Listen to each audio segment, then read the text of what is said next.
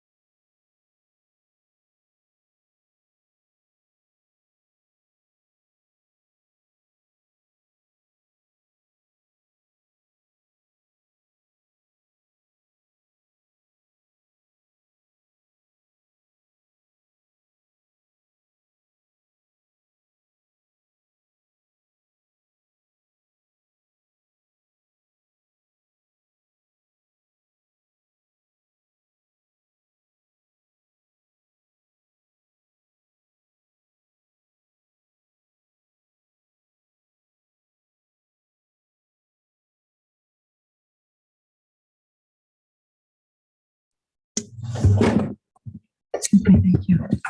Good evening, everyone. This meeting of the Coventry Town Council will now resume in public session at 6:30. May I have a motion to adjourn from the executive session at 6:30? So moved. Thank you. May I have a second? I'll second. Thank you. Roll call vote. Mrs. Shockley? Yes. Mrs. Lima? Yes. Ms. Ludwig? Yes. Mr. LeBlanc? Yes. Mrs. Dickson? Yes. 5 yeas, no nays. The motion passes. May I have a motion to seal the minutes of the executive session? I'll make a motion. Thank you. May I have a second? I'll second the motion. Thank you. Roll call vote. Mr. Shockley? Yes. Mrs. Lima? Yes. Ms. Ludwig? Yes. Mr. LeBlanc? Yes. Mrs. Dickson? Yes. 5 yeas, no nays. The motion passes. Closed pursuant to Rhode Island General Law 42465A2.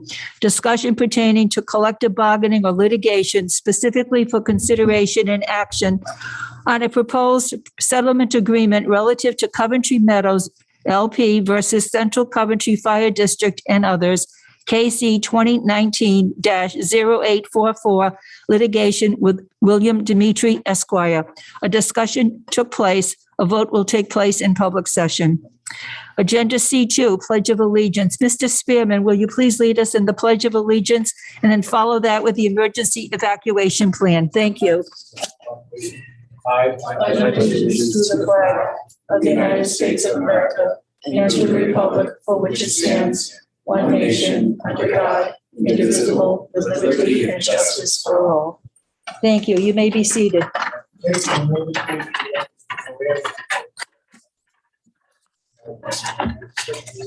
Thank you. Agenda C2, recognition of Captain Matthew Blair and officers contributing to the Coventry Citizens Police Academy. Vice President Ludwig, please present. Thank you, President Dickson. So firstly, could I please have Chief Heiss and Captain Blair come forward? And before we recognize you through the certificate, I did want to ask Member Shockley to give a few words. Yes, thank you. I just wanted to say how appreciative that I am as a member of the council and as a citizen of Coventry that you guys made this available for us. Not everyone gets to know their police department, and I think that opportunity for all involved was extremely positive. We met people from every division of your force, and I couldn't be more impressed with the professionalism and work ethic of every single officer that I met. So thank you very much for letting me get to know my local police department in that way, and in a way I never would have gotten to otherwise. I also am a graduate of this year's program. All right, so we'll read the recognition. The Coventry Town Council wishes to express a sincere thank you and public recognition for Captain Matthew Blair's exceptional efforts in leading the 2021 Coventry Police Department Citizens Police Academy. The Town Council also salutes the efforts of Chief Frederick Heiss for reinstating the program and all of the program instructors and panelists, including Officer AJ Medeiros, Officer Thomas Snow, Officer Bradford Barco, Officer Brandon Sullivan, Captain Walter Hennessy, Chief Brian Volpe, retired, Detective Michael DeComitis, retired, Detective Matthew Leckler, Officer Jason Green, Lieutenant Ryan DeSisto, Officer Wyatt Huston, Officer Steve Vicino, Officer Jadine Ferry, ACO Carolyn Lacombe, ACO Mathick McCormick, and ACO Jessica Zawowski. Also to West Greenwich Police Chief Richard Ramsey. The 8-week program was exciting, informative, and resulted in many great relationships being formed between the officers and our community. The curriculum included crime scene investigation, drug enforcement, firearms training, legal discussions, and driving and traffic safety. The Coventry Town Council is proud of Captain Blair's leadership of the 20 participants and the overall program facilitation. We hope to see this program continue in the future. In testimony whereof, in behalf of the Honorable Town Council, and we'll give you both a recognition, can we have the members of the program stand up and celebrate the recognition?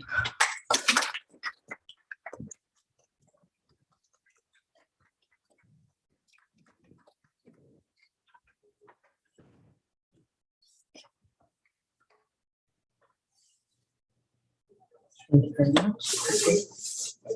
Congratulations, Jenny.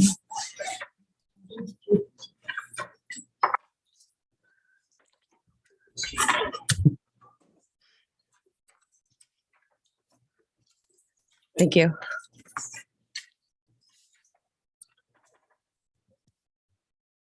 Thank you to our fellow graduates for attending.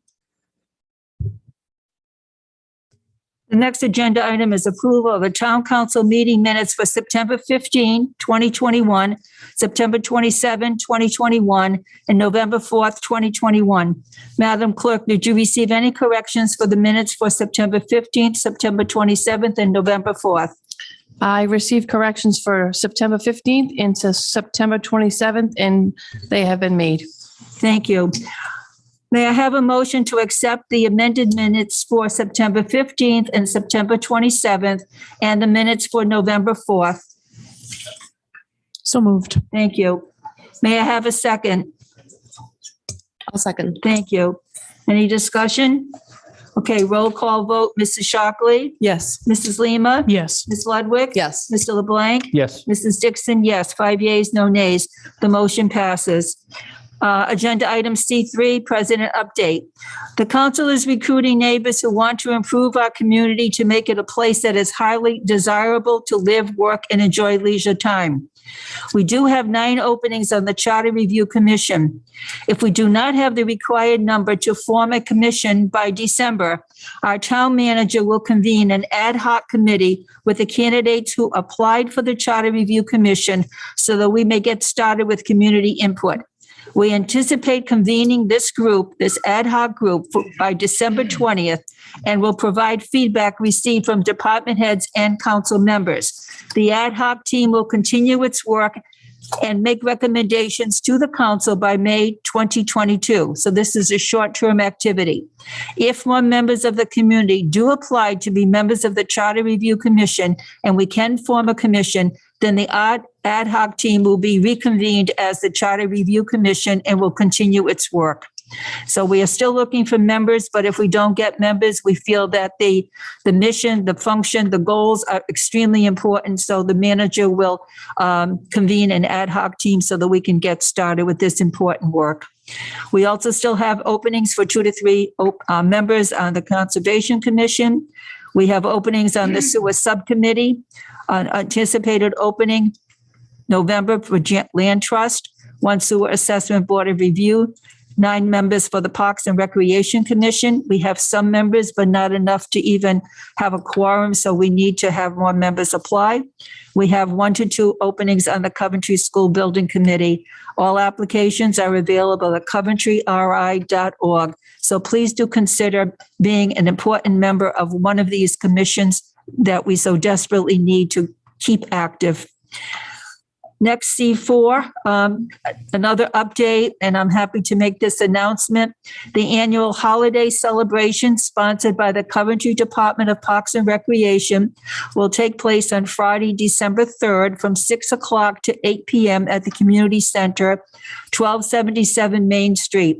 Join the community in the tree lighting, free pictures with Santa, the Cool Banana Wig Band. I have not heard about that band, but the name is very intriguing.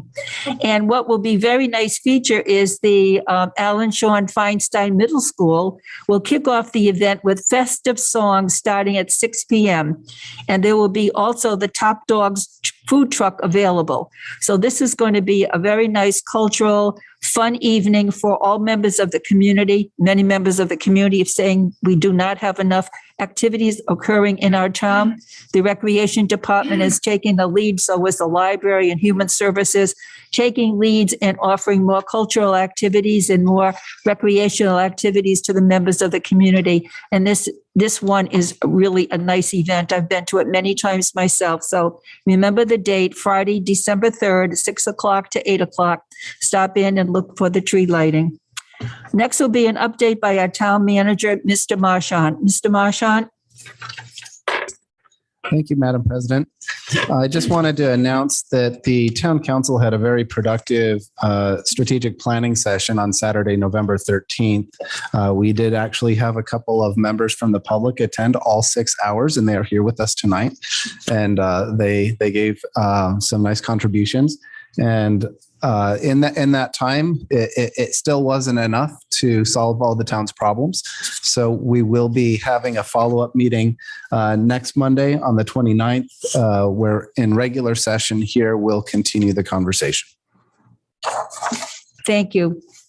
Any questions for our town manager, Mr. Marchant? Okay. Financial report, agenda C6, financial report for July 1st, 2021 through September 30th, 2021. Ms. Mills, this is reference pages 37 to 55. Yes, attached, Audible Council attaches the budget update for July 2021. This update represents 8.33% of the current year budget. I've outlined some bullet points of that need to be noted. Just, I guess, for starters, you can tell that we have increased our internal controls as far as for the tax collector, town clerk, and building offices, and two of those were recording everything on a daily basis and depositing everything on a daily basis. So if you look at the revenue, you can see on the, I guess it'd be page 2 of 5, you can see quite the difference when we're recording everything daily. It's getting reconciled by the, for each particular department, the department head gives us the lead sheets, and we reconcile the lead sheets into the cash received and the checks received. So clearly a big difference of 7.71 of our property taxes received versus 0.17 from prior year at this point in time. More of a reflection of when it was recorded than most likely than when it was received. So we have tightened up those internal controls on the revenue side, and the same with the town clerks. They're doing daily as well, and we're recording them daily. So that gives us a better opportunity to control the budget, make sure, we don't overspend. We still have the rest of the smaller departments to do, and that's compromises the composed of the I think in the past, the miscellaneous income was like 1.8 million. So we're breaking that out and putting it in the right departments. Those have not 100% been completed. And there are smaller values, the planning, library, and let's see, and there's the recreation is another issue. It's being recorded in the special revenue fund, and then that now needs to be recorded in the general fund. So I got to make some reclasses, and those are not reflected in this report. But knowing that those are small dollars in totality, we're still way ahead of where we were last year at this point in time. Is there any questions? Members of the council, any questions for Ms. Mills? Ms. Ludwig? So Director Mills, it sounds as though there's a few departments left to get onto the daily reporting. Is this something that can be discussed with the school to see if it's something that they can also get on board with? The few departments we have are probably not going to be, that are left, the smaller ones, like the planning is only 16,000 in income for the whole year. We're going to be doing monthly for that. But the biggest thing is to record it in the planning department. We had a lot of stuff recorded in prior years in miscellaneous. So we really couldn't see what was in that miscellaneous at any given point in time. And the biggest thing we also had a lot of building department stuff in miscellaneous, and you're going to see, as you can see, there's a big difference in the revenue at this point in time. But as far as the school is concerned, I would like to receive a monthly report for the school department so we can incorporate that with our schedules.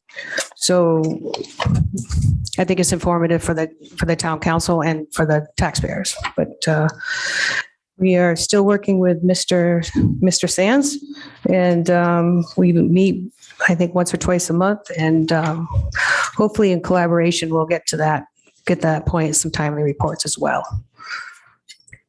Okay. Other questions? Mr. LeBlanc? Thank you, Ms. Mills. If we could just flip to September 30th, just because it's the most up-to-date information Yes. possible. I have 3 specific questions. On page 52 of 61 of our packet, It's the revenue summary for September. I'll just get mine. Okay. Yeah. Let me know when you're there. 52 out of 61. Revenue summary. I'm here. You there? Okay. State housing aid. For the current year, it's showing 541K. Same time last year, we only had received 193. Can you just speak to the difference there? I can't really speak to the difference as far as what was recorded on 9/30. I could do some investigation, but Okay. July 2020 through December 2020, obviously a previous finance director. I'm not sure everything was recorded timely. Okay. So I can't really speak to that. Okay. It's just a big swing. I was just, it was a little unusual there.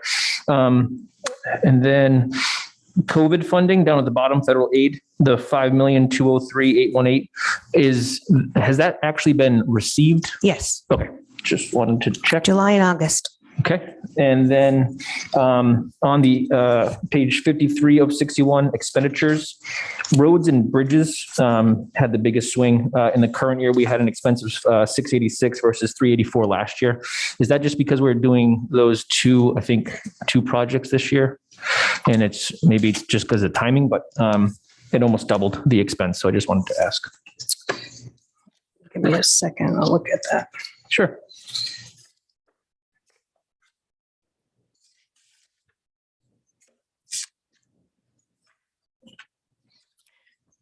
So,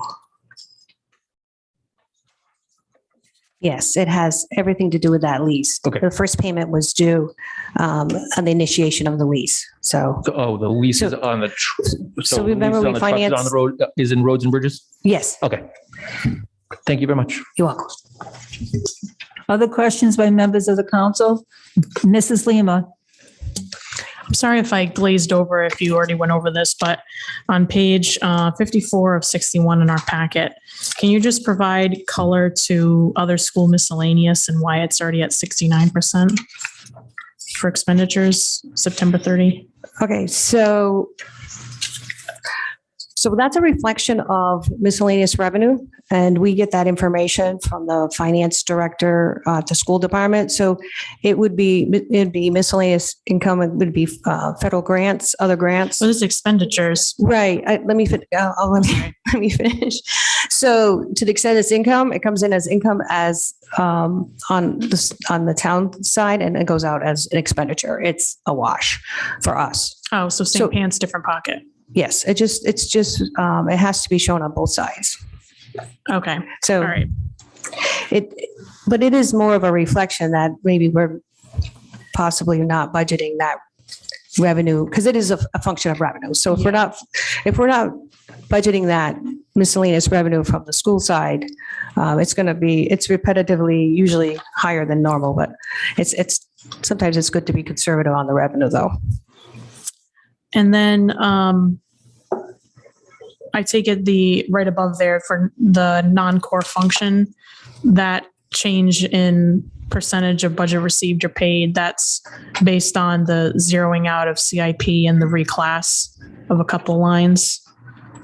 So non-core function. Okay, so we reduced, so the non-core function is just, we don't have, correct. We have no CIP and our contingency is low. So we spent most of, a good point is to tell you, and you'll see this on every report, there's a transfer out reclass, 24,000. Our software, there's 24,000 of entries I have to, are postings through payroll that are in the wrong account. So I have to do investigation. So that's my placeholder to investigate that. That shouldn't be there. Okay. And that's what's driving that percentage. Any other questions by members of the council? Okay, thank you, Ms. Mills. You're welcome. Continuing on with agenda number 6, Mr. Marchant will provide an update on the American Rescue Plan Act funds. There'll be no votes this evening. We will have a public hearing on January 10th where members of the public may present their ideas for use of these funds. Mr. Marchant. Thank you. just in the interest of keeping everybody informed and up to date on where the town stands with respect to the receipt of funds related to COVID. First, we had a distribution of CARES Act funding of $2,300,617. And the school also received $2,400,000 in CARES Act funding. In July of this year, under the American Rescue Plan Act, the town received an initial disbursement of $1,822,277. And then on August 31st, there was a subsequent distribution of another $3,381,591. So the total funds to the town received to date is $5,203,868. We do anticipate a future distribution of $3,396,132 to the town that has not been released yet. The school received a variety of disbursements for Corona relief funds for substitute teachers, Corona relief funds for pandemic relief, and they had ESSER 1 funds, replacement of state aid, and ESSER 2 funds, which were recently approved on November 5th, but have not been dispersed yet. Those are dispersed on a reimbursement basis. And so when the school submits their invoices, they'll then be eligible to receive those funds. But the total amount that the school will receive is $3,848,894. So the 2.4 million is the same money. So let me just expand on that a little bit. Yeah, I mean, these are a draft form. I've nailed down the town of Coventry's numbers pretty well. The school department, I'm aware of all these Corona relief funds and the SR1, SR2, like Mr. Marchant has explained, they did apply for that and received and it's approved, but they haven't received the funds. From the estimates from RIPEC, they're going to receive the school will receive 5.4 million in total for the ARPA funds. I'm not 100% sure on the CARES funding. I will do it for the school department. I will investigate that further, but the other ones I'm pretty comfortable with. I had to whip this 5 minutes before this meeting, so I'll be a little patient with me there. Okay, are there any other questions from members of the council? Mrs. Shockley. Yeah, just to be clear, it looks like with the CARES funding, we utilized it to pay police salaries, which were already budgeted for. Yes, last year. So that leaves us with $2.3 million that we don't have stipulations around as we would for the ARPA funds. Yes, that's a different program. And that has already been expended 100%. So what we're working on now is, and I think in the future, is it December, we're going to be talking about all these funds and where you all want to go with them and spend the money. But we are the town of Coventry is slotted to receive 8.6 million. And we receive 5.2 right now. A little different than the school. They do the application, then they receive the money. We receive the money, and then we were going to have different reporting requirements. It's a little different. But the school, 5.4, and they've only received, to the best of my knowledge, talking to the state, is 1.4. So I'm still not sure I understand, because you said we've expended it all. The CARES money we spent, but in lieu of spending budgeted money. Well, CARES is different, right? CARES is a different program, and that's in a different year, and we've been received, and we've expended it with the police salaries. Right. We spent CARES money on police salaries, but they were already budgeted for in our budget, correct? So we should have $2.3 million. So that got reflected in last year's, or will be reflected at the end of the audit in last year's fund balance. Right. Perfect. And that's why we have a healthy surplus. I think that answers my question perfectly. Thank you, Ben. Any other questions? Mrs. Lima. So the line at the bottom for school and town, this is remaining to be received, I'm sorry, supposed to receive in total. So is that leaving room to say that more money could show up, or is this? It pretty is much slotted. Based on the RIPEC, they actually provided us with some slides and a whole on June 28th and all the laws on what we're going to receive. And it's closer to an actual than an estimate of what we're going to receive. So we were supposed to receive 1.8 first, and we received 1.822, and then we were supposed to receive 3.4, and it's 3.381. So they're pretty solid. Those numbers are pretty solid. The timing of which I'm not sure. No chance the state sends any more money, because they're still sitting on their relief Yes. funds completely untouched, right? They haven't even decided what they're doing with those yet. Unless they consider the federal money that we've received, we're all set in their minds. I'm pretty positive they can't take our COVID money. So I think No, I mean, like the state has a pot of federal Yes. money still, Yes, and I they didn't know do. if they were going to send us any of that, or if they have to. I'm not sure how they're going to expend it. That's a good question. A real good question. Okay, other questions? Mr. LeBlanc? President Dickson, I believe you said that we're going to have a public meeting on COVID funds, and we're going to hear from the public on what they believe we should spend this money on. Is that what you said? We're going to have a public hearing on January 10th and ask for their feedback concerning what they believe COVID funds, or I should say, American Rescue Plan funds should be used for. That's Okay. correct. Maybe, Mr. Marchant, maybe we could add something to the website that talks about allowable expenses, because I don't want the public thinking that we can spend it on something when it's not even possible. Sure. So it just might be helpful to post that. Yeah, I think the intent of the presentation on December 20th is going to kind of outline the boundaries for, we have these funds available, here's how we can use them. And within these areas, what are your priorities? And we'll ask for public input based on that.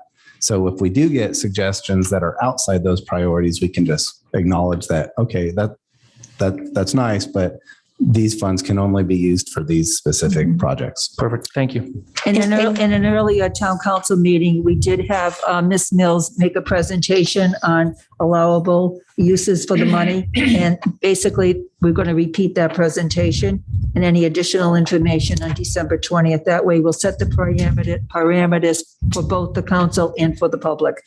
And Okay. can I add one thing? Just information, I'm not sure everyone knows, but it is a requirement that we get the feedback from the taxpayers. Okay.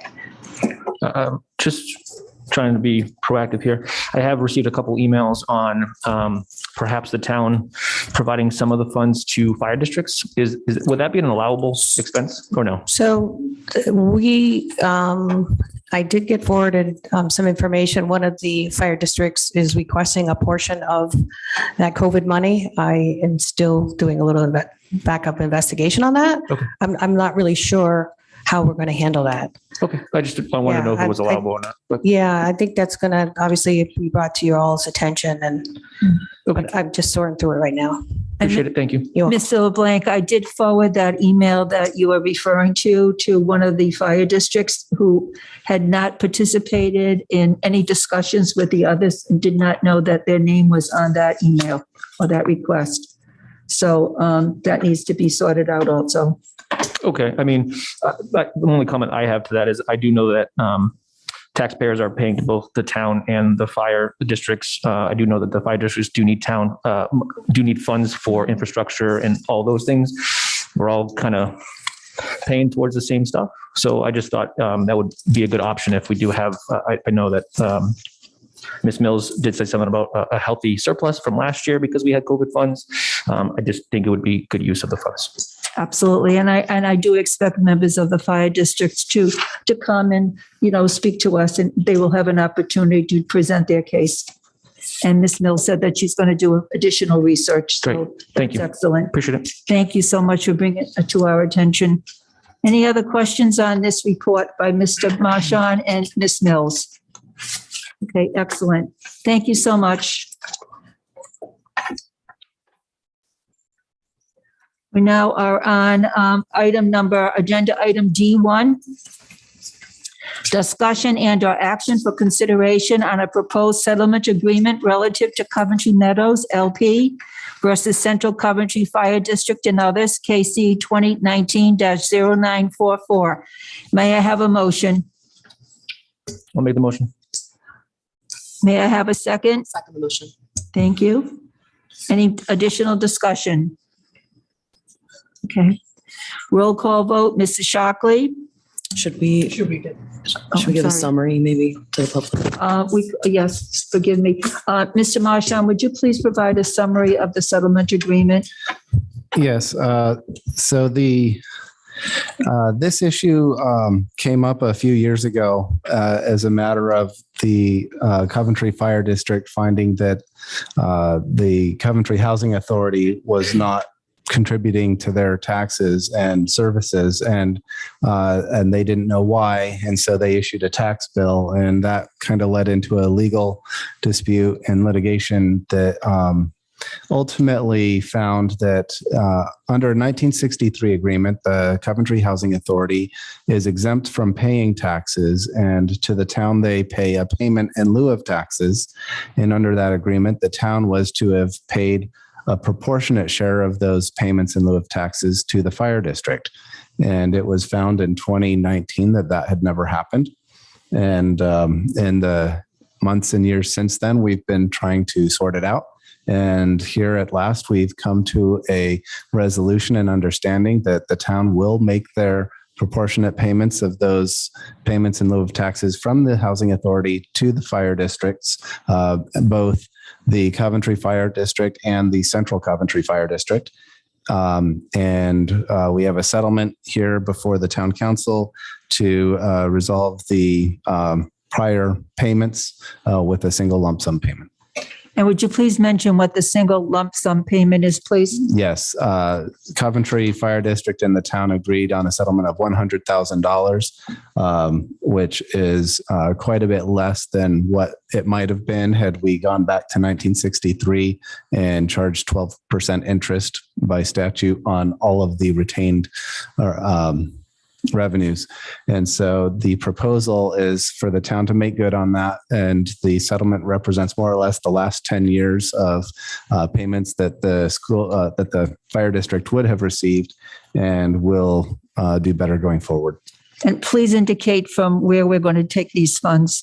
Because these are revenues that the town received and withheld, they are sitting there in fund balance. And my advice and suggestion is that we pay this amount from fund balance because it is really due to the fire district.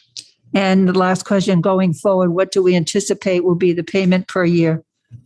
The payment is their proportionate share of the tax base. And so we'll calculate, there's a formula we'll use every year to calculate how much of the taxes they get as a percentage of all taxes taxed in the town. And that percentage will be applied to the payments in lieu of taxes that we receive from the housing authority. And that amount is between 11 and 13,000 per year. Any other questions members of the council may have? Okay. Okay, roll call vote, Mrs. Shockley, Yes. Ms. Lima, I abstain. thank you. Ms. Ludwig, Yes. Mr. LeBlanc, Yes. Mrs. Dickson, yes. 4 yeas, 1 abstention. The motion passes. Item D2, discussion and/or action on approving the FY22 budget calendar, reference pages 56 to 57.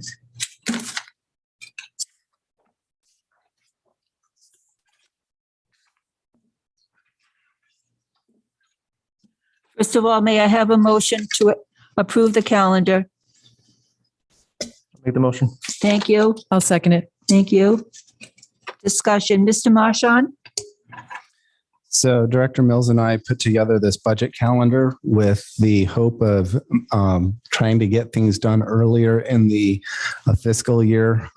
So we're not quite running up to the end of the year. We succeeded in moving it back about 14 days because there are so many steps that we are going to be coordinating with the school department on, and for the public hearings and the financial town meeting. We are using the same format that we used this year, and having 2 public hearings, one on a Monday night, one on a Saturday morning, so that residents have ample opportunity to learn about the budget before we have the financial town meeting and budget referendum. The budget referendum would be held on Thursday, May 26th. And we'll have plenty of meetings leading up to that and opportunities to ask questions about the budget. Mr. Marchant, has this calendar been shared with the Coventry Public Schools so they're aware of the calendar, and have they agreed to the dates that we have planned for joint meetings? Yes, it has been shared with them, and they raised no objections. Okay, excellent. Any additional questions by members of the council? Madam President. Yes, Mrs. Lima. Those work sessions on the 7th and the 21st of March, are those piggybacking on pre-existing council meetings, or are those by themselves? Those are by themselves Okay. because they're That's good. offset from the regular council meetings on the 2nd and 4th. Okay, good. That was my concern. Thank you. Any other questions? Mr. LeBlanc. The public hearings on April 25th and the 30th, are they going to be in person and live stream, like on Zoom, so that people can participate on Zoom? I just want to, I believe it should. I want to reach as many people as possible, and I don't want it to just be in person. We had agreed at a few weeks ago that we would continue to allow Zoom participation by the public. Okay, We have to be here in person, understood. but yes, we're Just gonna wanted to make continue sure. that. Yes, Okay. absolutely. Thank you. Because I think it provides a good outlet for the public. Mrs. Lima. I know it's not in the charter, but if possible, I'd like it if the clerk's office could coordinate with the local radio station to do a liner maybe about these hearings. I don't know if the readership of the local paper is once what it was. And I know that the radio station locally on Tioga Ave gets good listenership. And I know you're not required to do it, but I think it's really fairly cheap to do. So that might be one of my recommendations. Thank you. That was something we successfully did this year. Mr. Levis and I both went together on the radio and were interviewed, and I know several other members of the council were too, and those were repeated a few times, and I was able to catch at least a couple of the episodes listening to the radio. So we do expect to use that and every other media resource, because one of the challenges is really getting public awareness that there is a budget to be voted on that requires their vote to make it work or not.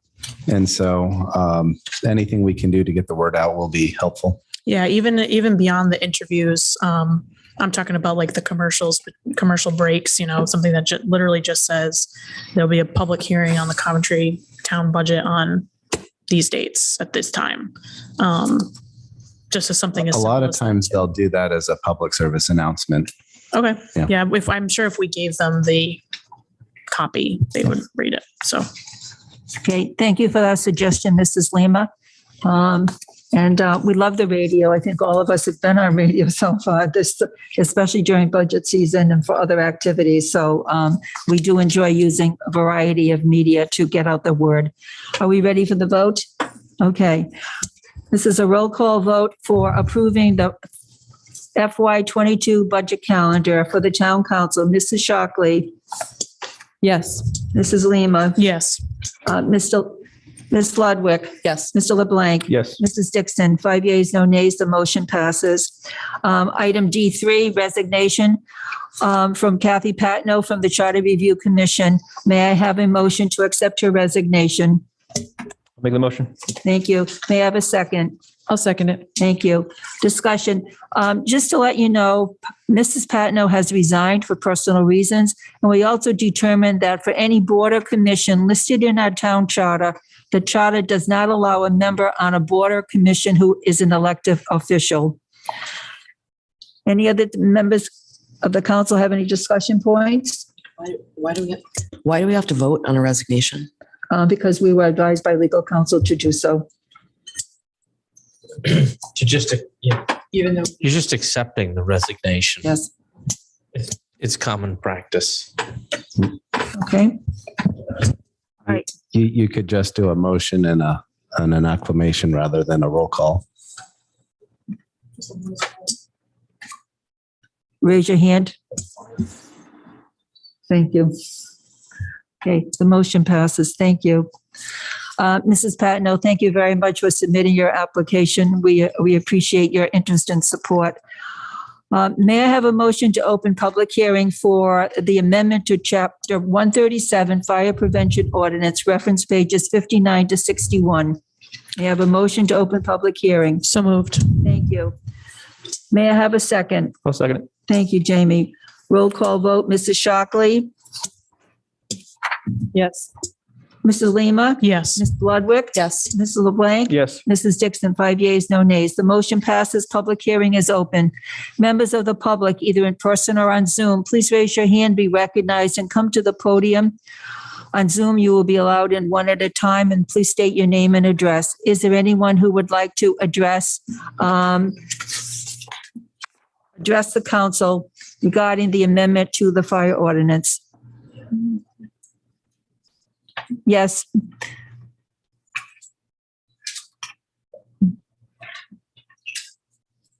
Please state your name and address, please. Richard Williams at 2980 Flat River Road, Coventry.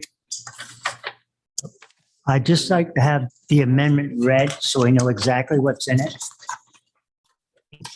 So the people would know exactly what's in the amendment to this ordinance. Certainly. Madam Clerk, do you have a copy of the amendment? It's on page 59 to 61. I don't know that we need to read the complete ordinance, but maybe Mr. Gorham could just go over the amendments and the revisions for what it was and what it may be. We do have a request to have it read, though. Excuse me? We do have a request to have it read. Well, if there's a member of the public who's requested it. Yes, Mr. Wright did. All right. It's not really that long of a read. No, it's not. It's just that I wouldn't read the entirety of section 127.1. I would just read the additions that are underlined in the, All right, we can do that. All Yeah. right. other than that, yeah, that's fine. I'll Okay. wait. to do This the is, next one. this is an amendment to Chapter 127. It was called Fire Prevention, is now called Outdoor Fires. In Section 127-1B, there is an addition. It reads as follows. In addition, the fire district shall report any violations of this chapter to the Coventry Police Department, which shall have the authority to prosecute said violations in the Coventry Municipal Court as set forth in Section 127-3 of this charter. In Section 127-1D, definition, the following definitions shall apply to this chapter. Bonfire, any outdoor fire whose flames reach 5 feet or higher, measured from the ground to the highest flame. B, campfire, any outdoor fire fully contained in a fireplace and consisting of the burning of untreated wood and branches. C, fireplace, a structure built for the containment of an outdoor fire and consisting of a pit, threshold surrounding the pit, and a screen used to either cover or surround the fire so as to prevent the escape of errant sparks from the fire. And D, recreational fire, the non-commercial burning of materials other than rubbish for pleasure, religious, ceremonial, cooking, or similar purposes in which the fuel burned is not contained in an incinerator, a barbecue grill, or a barbecue pit, and the total fuel area does not exceed 3 feet in diameter and 2 feet in height. In Section 127-2, outdoor fires, Sections A and B have been deleted. We now have the additions. No person shall kindle or maintain or authorize to be kindled or maintained any outdoor fires, including but not limited to bonfires, outdoor fires maintained in a barrel or other improper burning receptacle. C, outdoor fires not contained in a fireplace. D, outdoor fires consisting of the burning of trash, refuse, treated wood or lumber, or any other substance, the burning of which may cause the emission of noxious or offensive gases, odors, and or fumes. Or E, outdoor fires, including but not limited to the burning of any refuse or decaying animal, fish, or vegetable substances, or any waste materials of firewood or substances of any kind in a manner that the burning is a nuisance to any person or persons owning or occupying any adjoining or neighboring land. Odors and/or smoke in any neighboring property owner's home constitutes a nuisance for the purpose of this charter. There's also additions in section C, A, B, C, and D. Mr. Wright, would you like the continuation of the rest of the ordinance read? Okay. That would be the extent of it.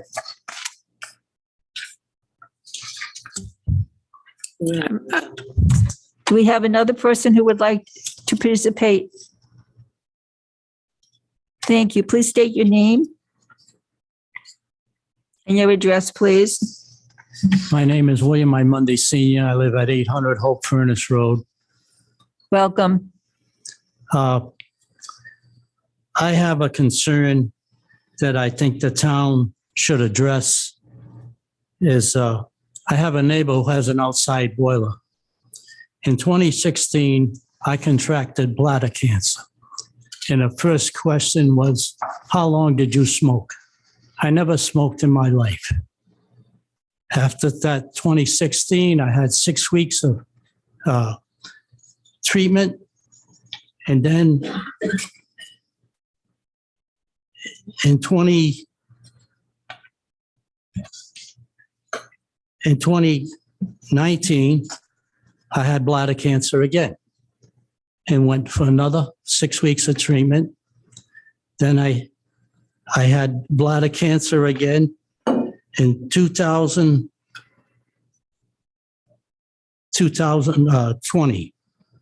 So I had another surgery then. And from my concern is it's all because of this outside boiler, which has no restrictions, where you can have one on every other house in the whole town. And he's got a chimney that isn't 10 feet high, and all the smoke comes down in my property. And that's where I think I got my cancer from. So, I mean, you want to do outside boiler? How many more people have to get cancer and die before you stop burning? The town is supposed to go green. Is this going green? Allowing people to do all this stuff? Doesn't make sense to me. So what's an outside incinerator? Can you just explain what an outside incinerator is? My neighbor has an outside boiler. And it has a chimney on it, and he burns firewood and everything else that he can burn. Nobody knows what he's burning. And all the smoke comes in I can't even keep the windows open in my house. All the smoke comes down in my yard. If anybody wants to come over my house anytime, you're welcome to do so. Question? Thank you. Mr. LeBlanc? Have you ever called the fire department or the police on regarding the smoke? Yes, I have talked to Labossiere about it. Okay. He was one of the Town council? Former town councilman? But nothing was ever done about it. Okay, but you never called the police or the fire department on this smoke? I have in the past, yes, I have. Oh, okay. And what was the result? Nothing. They went up and speak with him. I even called the lawyer, and the lawyer sent him a letter and asked him to put an extension on the chimney, because if you've got a fireplace in your house, the chimney has to be higher than the roof of your house. Understood. Now, why shouldn't it be the same So on an outside boiler? So I understand your concern. One thing I just want to say is that this isn't for somebody that's going to be, or this ordinance change is not for somebody who's going to be consistently having a fire 24/7. It's supposed to be for pleasure here and there. So I understand your concern, but I think this ordinance isn't really speaking to exactly what you're talking about. Based off of what you're saying, it sounds like the police and or the fire department should pay a visit and maybe see if there is structural changes that need to happen so that smoke doesn't come into your house. Just my opinion, though. That's fine with me. Dickson. Ms. Ludwig? So part of the ordinance that's being suggested is in part 127-2, odors and or smoke in any neighboring property owner's home constitutes a nuisance for purposes of this chapter. So my understanding is that even if it was not a 24/7 fire, that's in direct violation if this gets passed and you have cause to call the Coventry Police Department. I mean, it's not even 100 feet from my house, the way the crow flies. He's on Whistle Lane, I'm on Hope Furnace.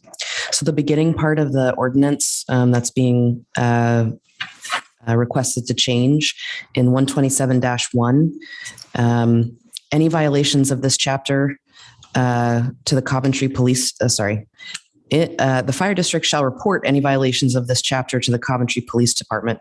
So my understanding would be if you call the fire department and say this is an odor and a nuisance, that they would also contact the Coventry Police Department.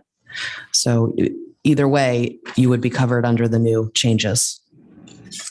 When is that going to take effect? If we vote tonight, this would take effect. How soon would that be? Well, we could begin enforcing it immediately after the vote, even tonight. I would say that one, there's nothing in our ordinances that prohibits outside boilers. This really doesn't address that.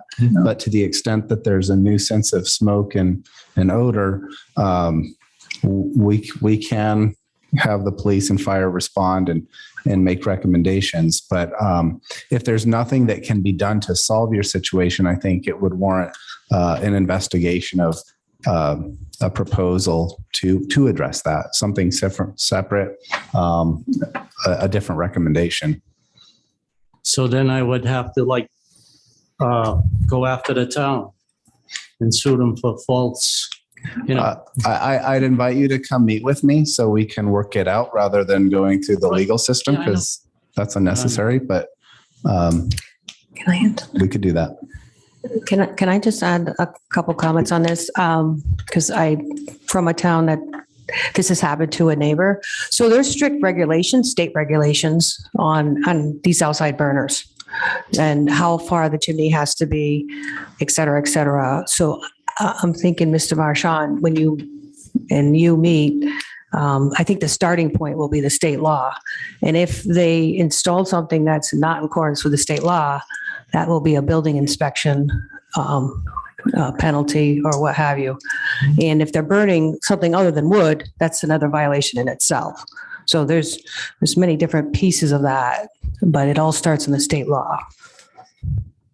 So, excuse me, I think a course of action, we've suggested several courses of action. We're saying that the ordinance that we're considering this evening does not directly address your situation, but certainly we are concerned about it as neighbors. So Mr. Marchant has suggested that you make an appointment to meet with him, further explore the situation, and then between the two of you, you can decide on a course of action to follow, whether it might be a potential change to a particular ordinance we might have, or addition to this one, or something else. We would need to determine what would be the best course of action from here. But the starting point may be to have a full discussion with Mr. Marchant. Is that agreeable to you? Yes, it is. Okay. I'll also join the discussion. So I was elected last year for District 2, so I'm your town councilor. Okay. Thank you. Thank you very much. Okay. Thank you for bringing this to our attention. Okay. Is there anyone else who would like to make a statement during the public hearing for the amendment to this particular ordinance?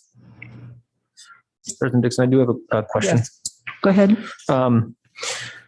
The ordinance states that no fire is permitted within 15 feet of any structure or roadway. Mm-hmm. Could we just define or have a discussion on what structure is? Is that could that be like a garden bed? Could that be is that supposed to be your neighbor's house, your neighbor's fence? Just so that it's clear. Yeah, a structure is defined elsewhere in the ordinance, but it would be any built shed, garage, house, fence, anything that is the built structure. Just A understood that garden it's in bed- the ordinance. I just want to at least discuss it. That's all. Yeah. I think there's also a level of discretion that the officers in the fire department will exercise in determining what's a risk and what's a legal fire and what's not a legal fire. We're really not in the business of going out looking for trouble. So when there is a concerned resident that's calling in a concern, we'll investigate it and make a determination from there. Thank you. Any other questions? Mrs. Lima? We've read the ordinance in full. It was a lot. But I just wanted to throw out there that for the public, that in its simplest form, this revision proposed is going from not allowing people to have a campfire to say roast s'mores or sit around with friends to now allowing people in Coventry to do so.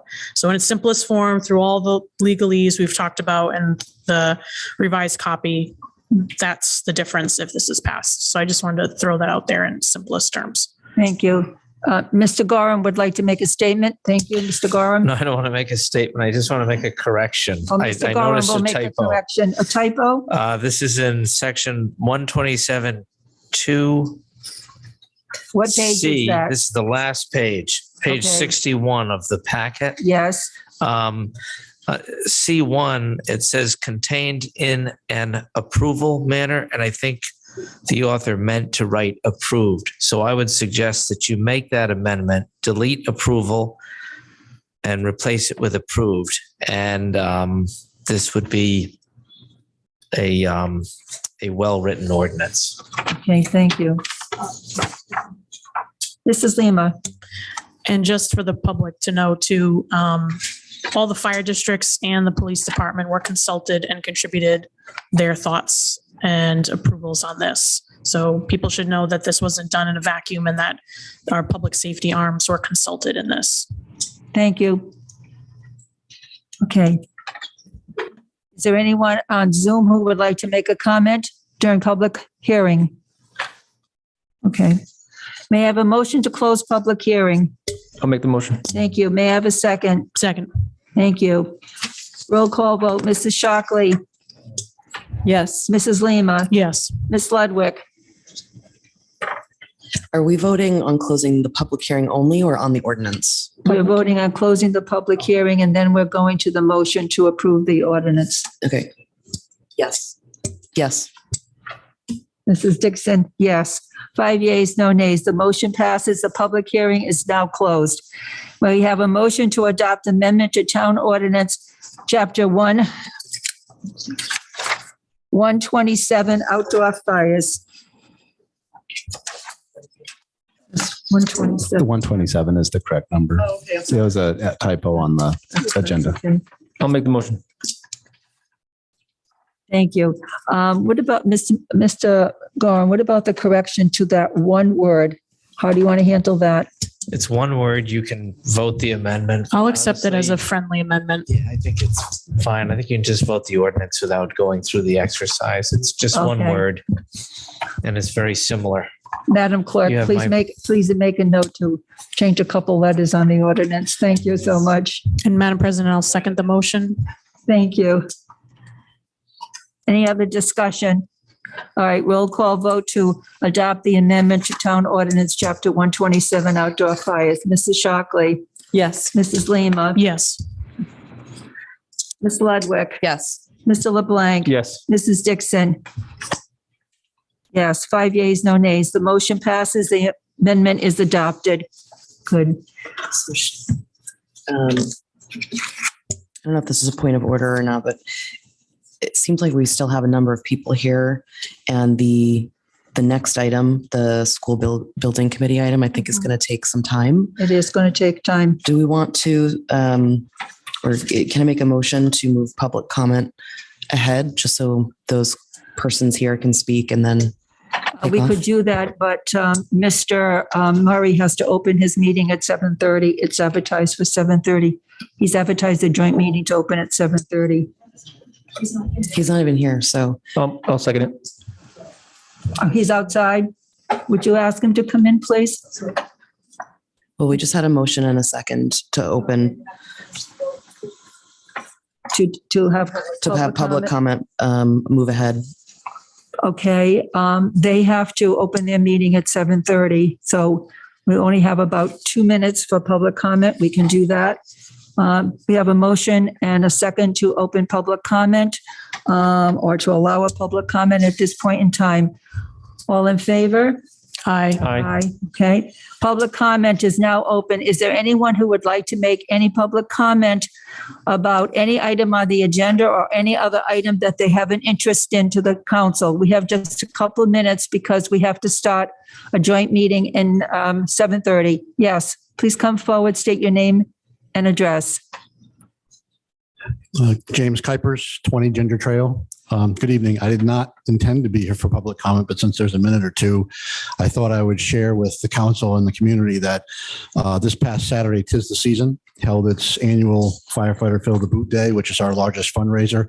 And earlier today, after the money was counted, I'm happy to report that in 2019, we had our record total collected, which was $12,560.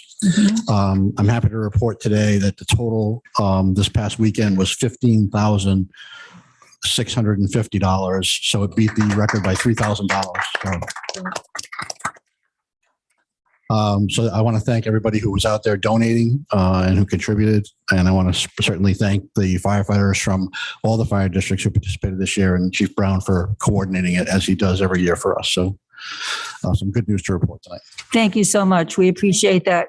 Is there any other member of the public here or on Zoom who would like to make a public comment in the 1 minute we have left for public comment at this point in time? Remember, we do have public comment at the end of our public meeting. Okay. The next item is agenda item F, joint meeting of the Town Council and the Coventry School Building Committee.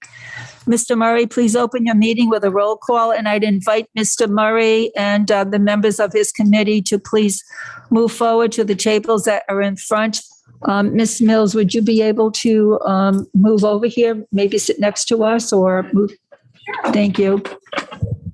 Mr. Murray, why don't you have the members of your committee come forward? And those who are going to present sit at the tables.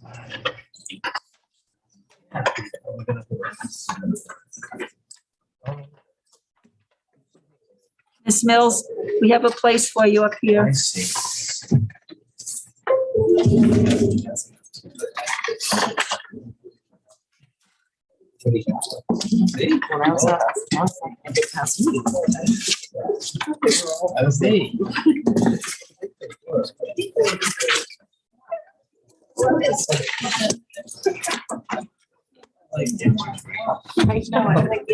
They're so addictive.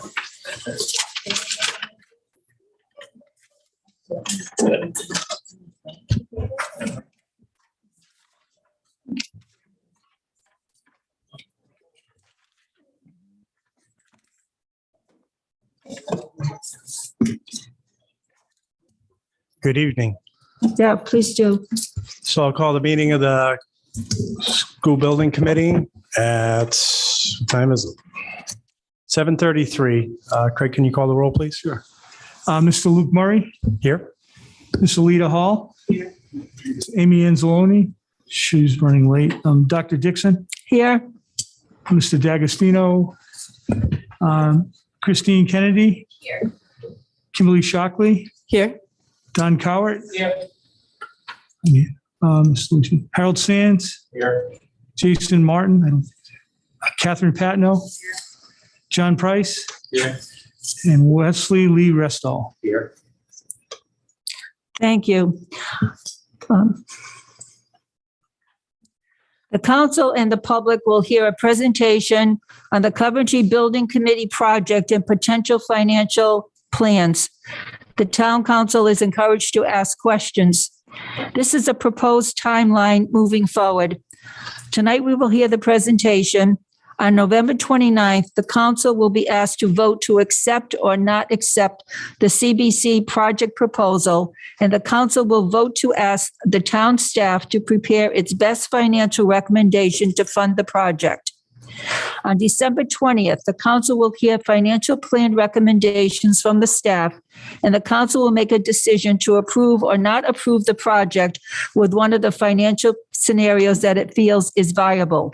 And if the council approves the project, the council will also vote on sending a resolution to the General Assembly to pass enabling legislation for a bond ballot. The resolution will be drafted by legal counsel and available at the town council meeting. And at that December 20th meeting, the council will vote to direct the town manager to work with the solicitor and bond counsel to draft enabling legislation.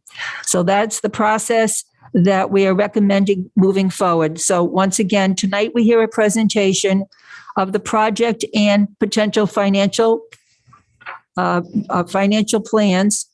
On the 29th, the council will vote to accept or not accept the project. This is not an approval to send it forward, but to accept the project, because the council did direct the formation of a Coventry Building Committee to work on a project for school improvement.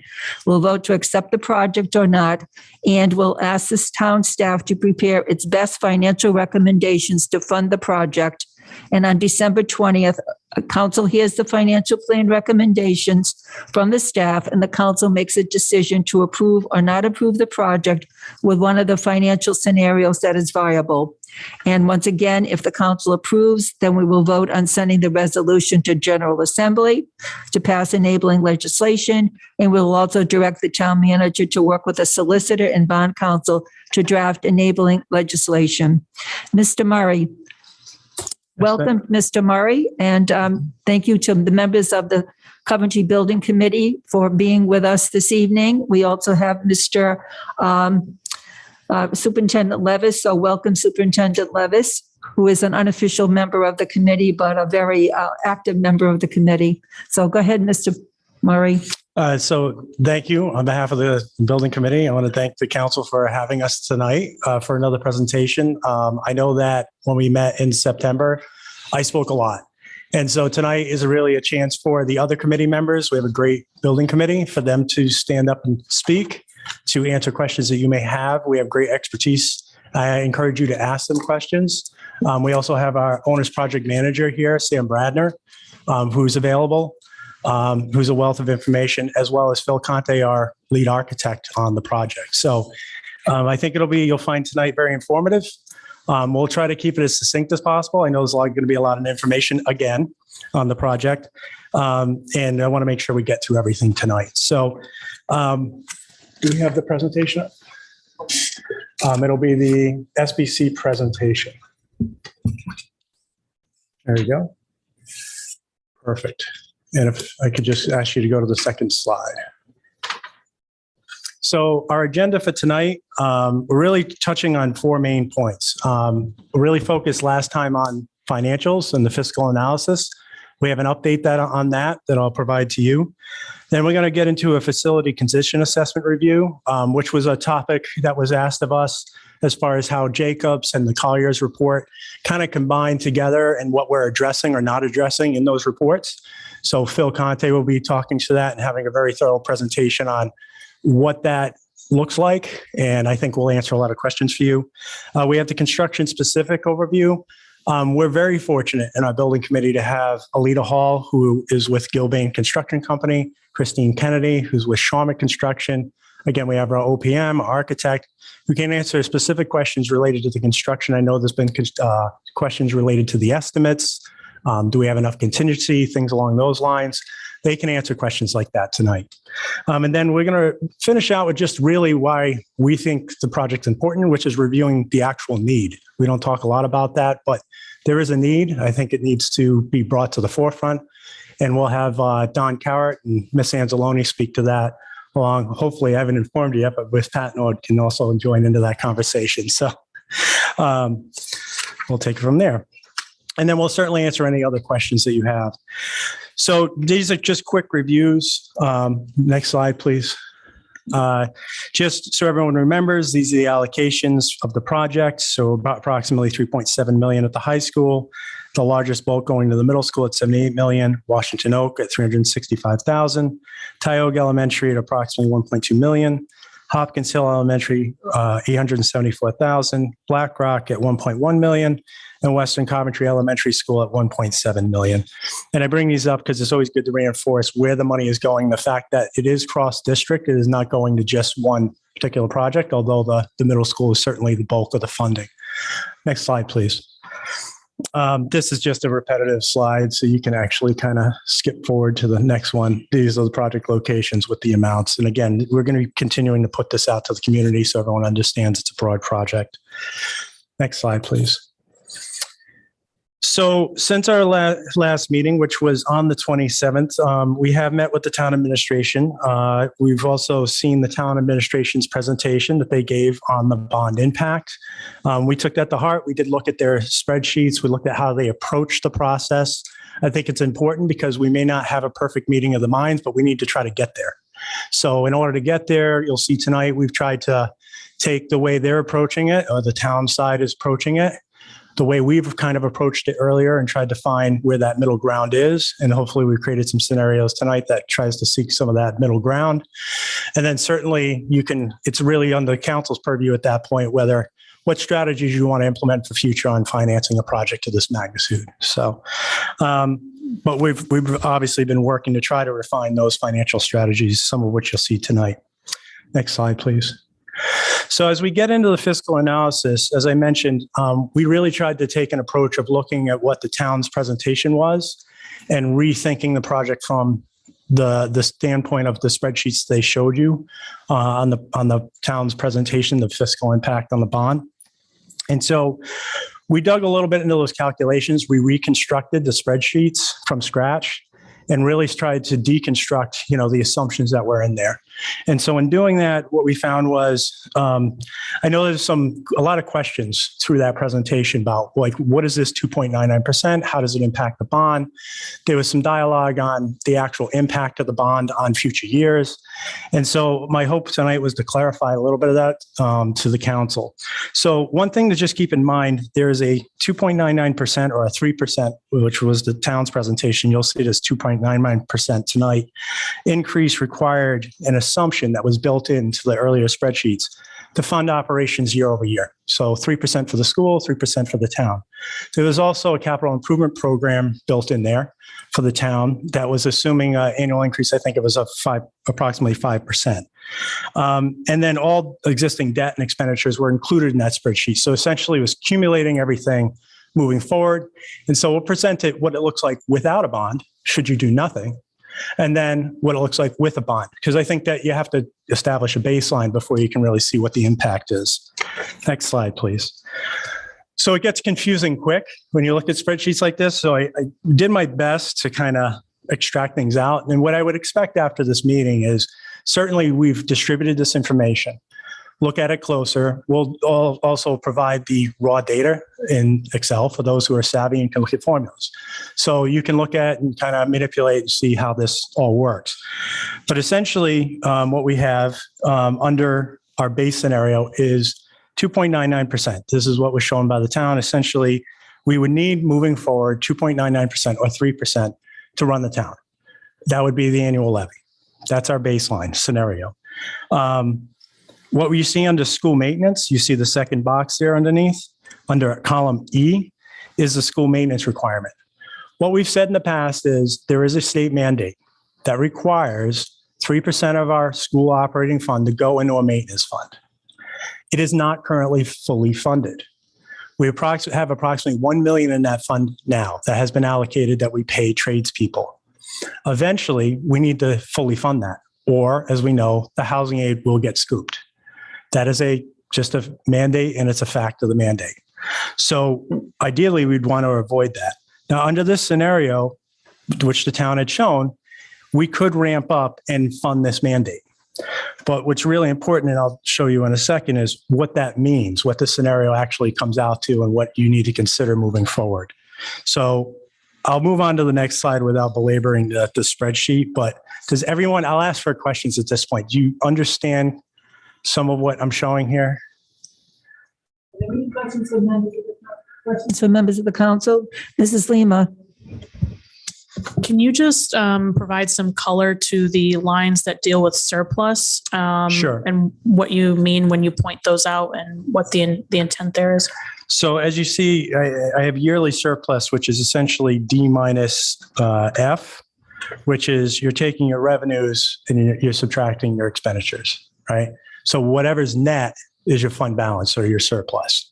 So if we were to run it at this rate, according to the spreadsheet, with the assumptions of spending at 3% per year for school and town, having a funded CIP, capital improvement plan, encapsulating everything, you have some left over, right? You might levy more than you need. So you could adjust the rate down to get a balanced budget.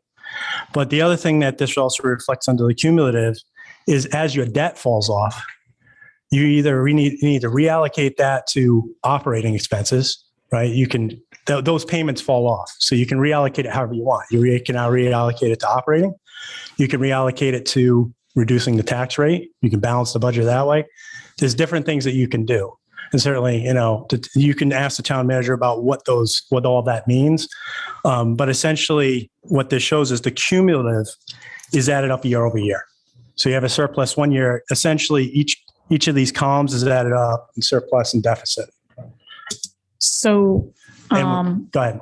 I was just going to say, so are you telling me by asking for a 3% tax increase every year, we're getting more money than we need? Effectively, using the way we ran the numbers according to the town, yes. Could I just It could be. It could be. Again, and I think Lisa had mentioned this. If you adjust one small aspect of the spreadsheet, and I think this is key, if you make one small assumption, you take half a percentage point off the operating needs of the town, or you add a half a percentage point, it changes the whole scenario. So you might balance the budget that way. It really depends year over year. So I'm pointing this out because there were built-in assumptions in the spreadsheet. I don't know where they came from. To be honest, it's not our purview. But there were straight line just assumptions made about the schools need 3%, the town needs 3%. We have a CIP plan built in. That's all just fact. It was built into the spreadsheet. So this is the base scenario. This is without a bond. This is what kind of was shown of what the town needs. If that's what the administration says they need, then I have to assume that's correct. The building committee's role is to see how the bond fits within that scenario. Can I just yield the floor to Ms. Mills to provide some clarity on that, please? Sure. So let me just try to interpret what Mr. Murray had spoken to. So I believe I can't really read that far, but from my analysis, a 2.99 for 2026 to 2050, which is obviously almost 3% per year, will produce surpluses with a 3% school appropriation. But if you do the current appropriation of 3.3, is what they have right now, it will still produce deficits with this bond. But I haven't gotten to the bond yet. So I'm sorry, Yeah. but were you asking me about the surplus? I mean, yeah, Ms. Lima was asking me about the surplus and how it's generated. It's generated if you have a 2.99 with a 3% appropriation, correct, Mr. Murray? Well, I'm sorry, what? Is that the correct assumption? Okay. Mr. Sands said yes. So that's how that surplus is being generated, is 2.99 for the next 25 years with a 3% school appropriation. So what's the takeaway from this slide if it's not related to? You'll see in a minute. There are some takeaways. Actually, that's why I think it's best if I move on to the next slide. So I tried to highlight what's sort of the Mr. takeaway. Murray, I would like you to focus on the scenarios that your team has worked on rather than go back and forth, because we are going to ask Ms. Mills or the staff to be directed to look at the bond and to determine what are some potential viable financial scenarios. And if we go back and forth between this one and that one, it's going to be very confusing. So I would like to see you focus on what you have up there for presentation and explain it. And of course, answer questions that are being asked, but not go back and forth and ask Ms. Mills right now because she's going to be working on some data for us. Sure. And I'd actually prefer that, if we'll present it and then, we're seeing, again, we plugged some numbers into the spreadsheet that was very representative of what was shown from the town. And we came out with these numbers. If they're incorrect, certainly, in your analysis with the council, then we can certainly talk about that. Yeah, no, there's just to hear the word surplus after the meeting we had from town administration that basically said if, we need to pass a 3% or higher every year to make sure we meet the bond debt. That's the only reason why I was thrown for a loop. So that's yeah. And I'm sure the town manager can inform you on there's other plans that may play into that, I will say, from a larger financing picture. So, but from relative to the bond, I think the key facts in this is that the bottom line is under the school maintenance requirement. The important takeaway here is if you look at 2050, if we have to fully fund the maintenance mandate, which we will, unless you want the housing aid scooped. And if you want housing aid at all, and you want to fix our schools, you're going to have to fund that. We're going to spend $67 million anyway by 2050, because if you accumulate the yearly, like if we have to ramp up to that over the next year or two, and then you accumulate those amounts, the town is putting into that fund. What we have proposed is count the interest on a bond to cover that requirement. By doing that, you're spending a substantial amount of money up front, but you're not paying this back end cost. So you're immediately funding a large deficit in maintenance immediately.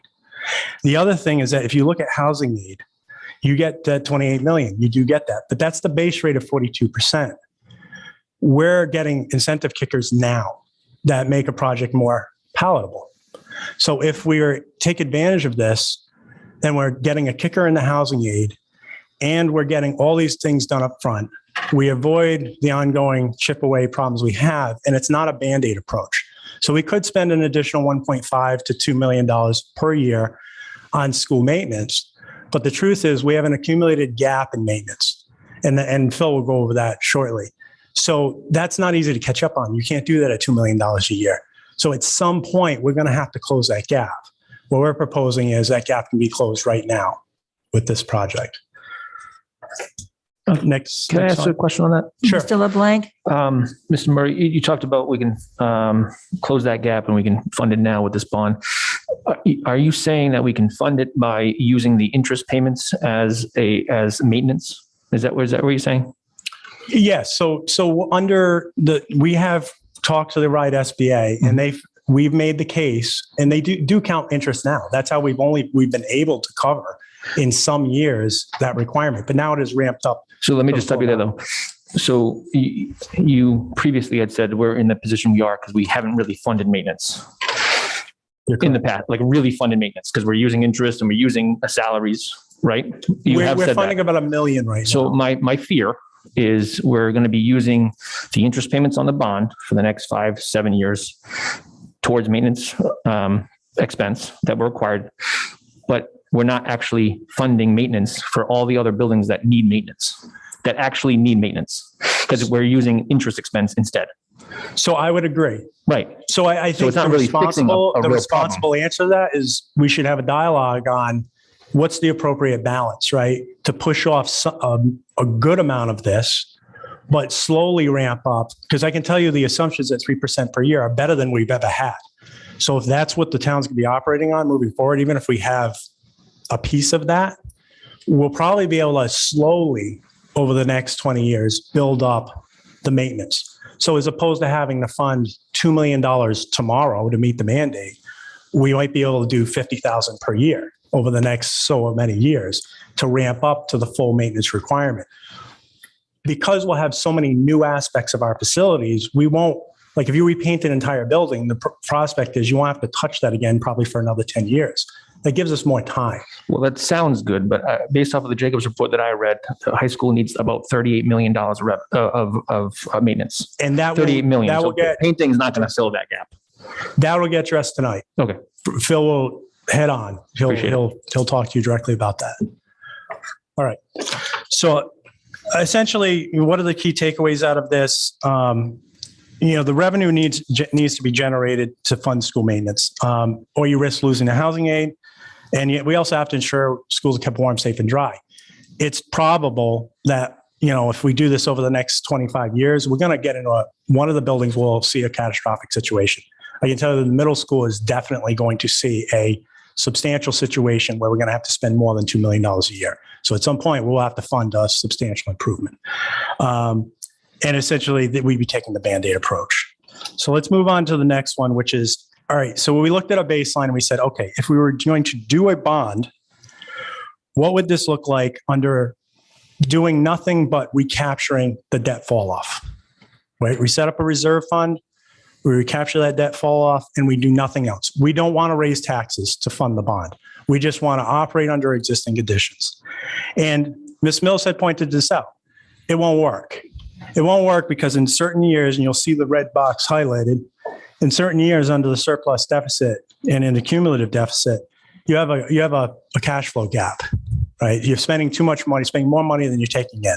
Also puts the town in a risky situation because you never want to run on that thin a margin. Even if you can make that number work, it just runs it razor thin. And you can see how the bottom line works with your accumulated debt, accumulated surplus. Yes, you have a surplus after 2050, but that's because you have other debt falling off over certain years. And you have a major debt cliff coming in 2036 to 2040. That's when the majority of the rest of the debt falls off. So again, that money is already built into the budget. That's money that can be reallocated or it goes in the fund balance or et cetera, et cetera. Again, it's part of a larger picture. But essentially, we'll go to the next slide. What does this show? It shows this particular scenario won't work. You need more cash infusion. Right? So you can't just recapture the bond debt to fund a new bond. There's not enough money in there. But I will say this, if you changed any of the assumptions on that spreadsheet, and I urge you to do so, we'll provide you with the live sheets. If you project that the school maybe one year only gets 2% and the town gets 2.5, it changes the whole scenario. It actually goes cash flow positive.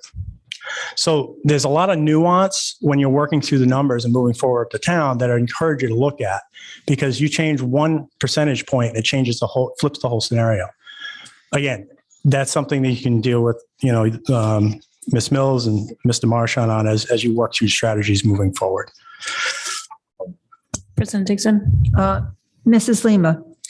For either of these plans, what's the panic switch option that we hit if we don't get a budget passed that we need to make the debt payments? So what are our options to meet that $2.5 million? So again, that's a discussion to be had with the towns, your town administration. I would say under like this particular scenario, I mean, you would have to change your assumption, right? You'd have to reduce your expenditures, which means the school gets less, the town gets less. But as I said, you'll see the spreadsheet. If you just reduce, I did it today. I reduced the assumption of the schools, I think, down to 2% instead of the 3%. It went cash flow positive. So just flipping that one little switch changes the whole scenario. So there are ways to deal with that uncertainty. You have to, it's like you plan for the best, but you also plan for the worst, right? And I think there's ways to potentially mitigate that risk. But again, that's a discussion to talk to your administration about. Just to make sure I understand. So in the first slide you put out, you just made the assumptions that were in the large spreadsheet we saw last month, that the town's budget without a bond at all is going up 3% a year. The voters are approving this. That is just what we're receiving because of how our outflows are growing. Because of that, we're seeing surplus. Just using that same scenario as a baseline, that we're getting 2.99% a year. You added the bond in the last spreadsheet. So one was no bond is even being considered. This is just the annual increase in budget. This one's that same increase in budget, but you're putting the bond in there. So you're putting the housing aid revenues and then the cost of the bond. Yeah, everything gets calced in. I did notice in this spreadsheet, you're keeping 2.99 from 2023. So you're not starting it in 2026, so the restricted account, like we discussed, I don't know if I got an email today that the restricted account, so restricted revenue.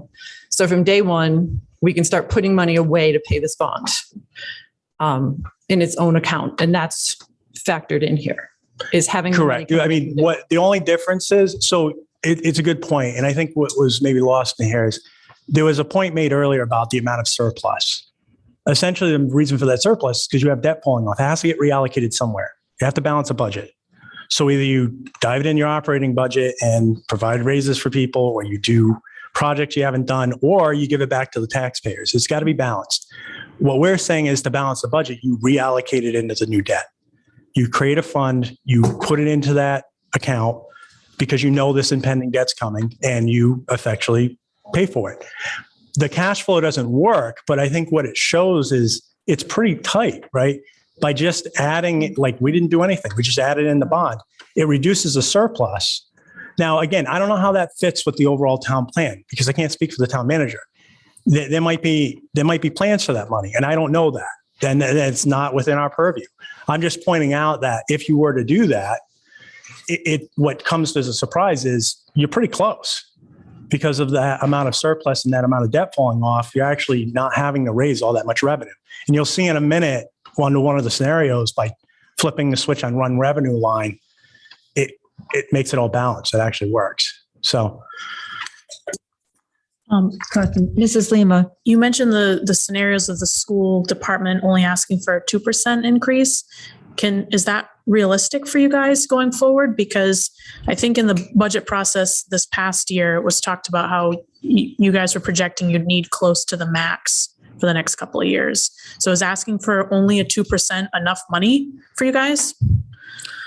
Is that realistic? I would say it's worth a dialogue. You know, I as a school committee member, I'll say this, is that I'm always open at the table if there's a larger plan. I can't speak for the superintendent or the finance director on what we actually need, right? We have to balance a budget too.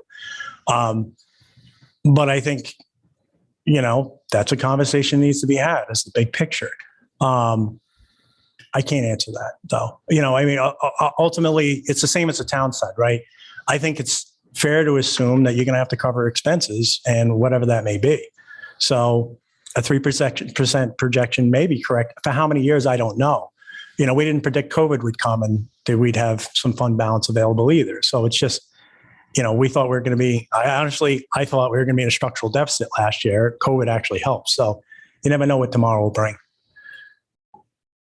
Okay. Good? Continue, Mr. Okay. Murray. So, and really the takeaway from that is, you know, and it's really the point of number 3 on this slide, which is although it's not feasible as shown, it may be feasible if you toggle some of those assumptions. So you essentially, you know, move some of the money on the expenditure side around.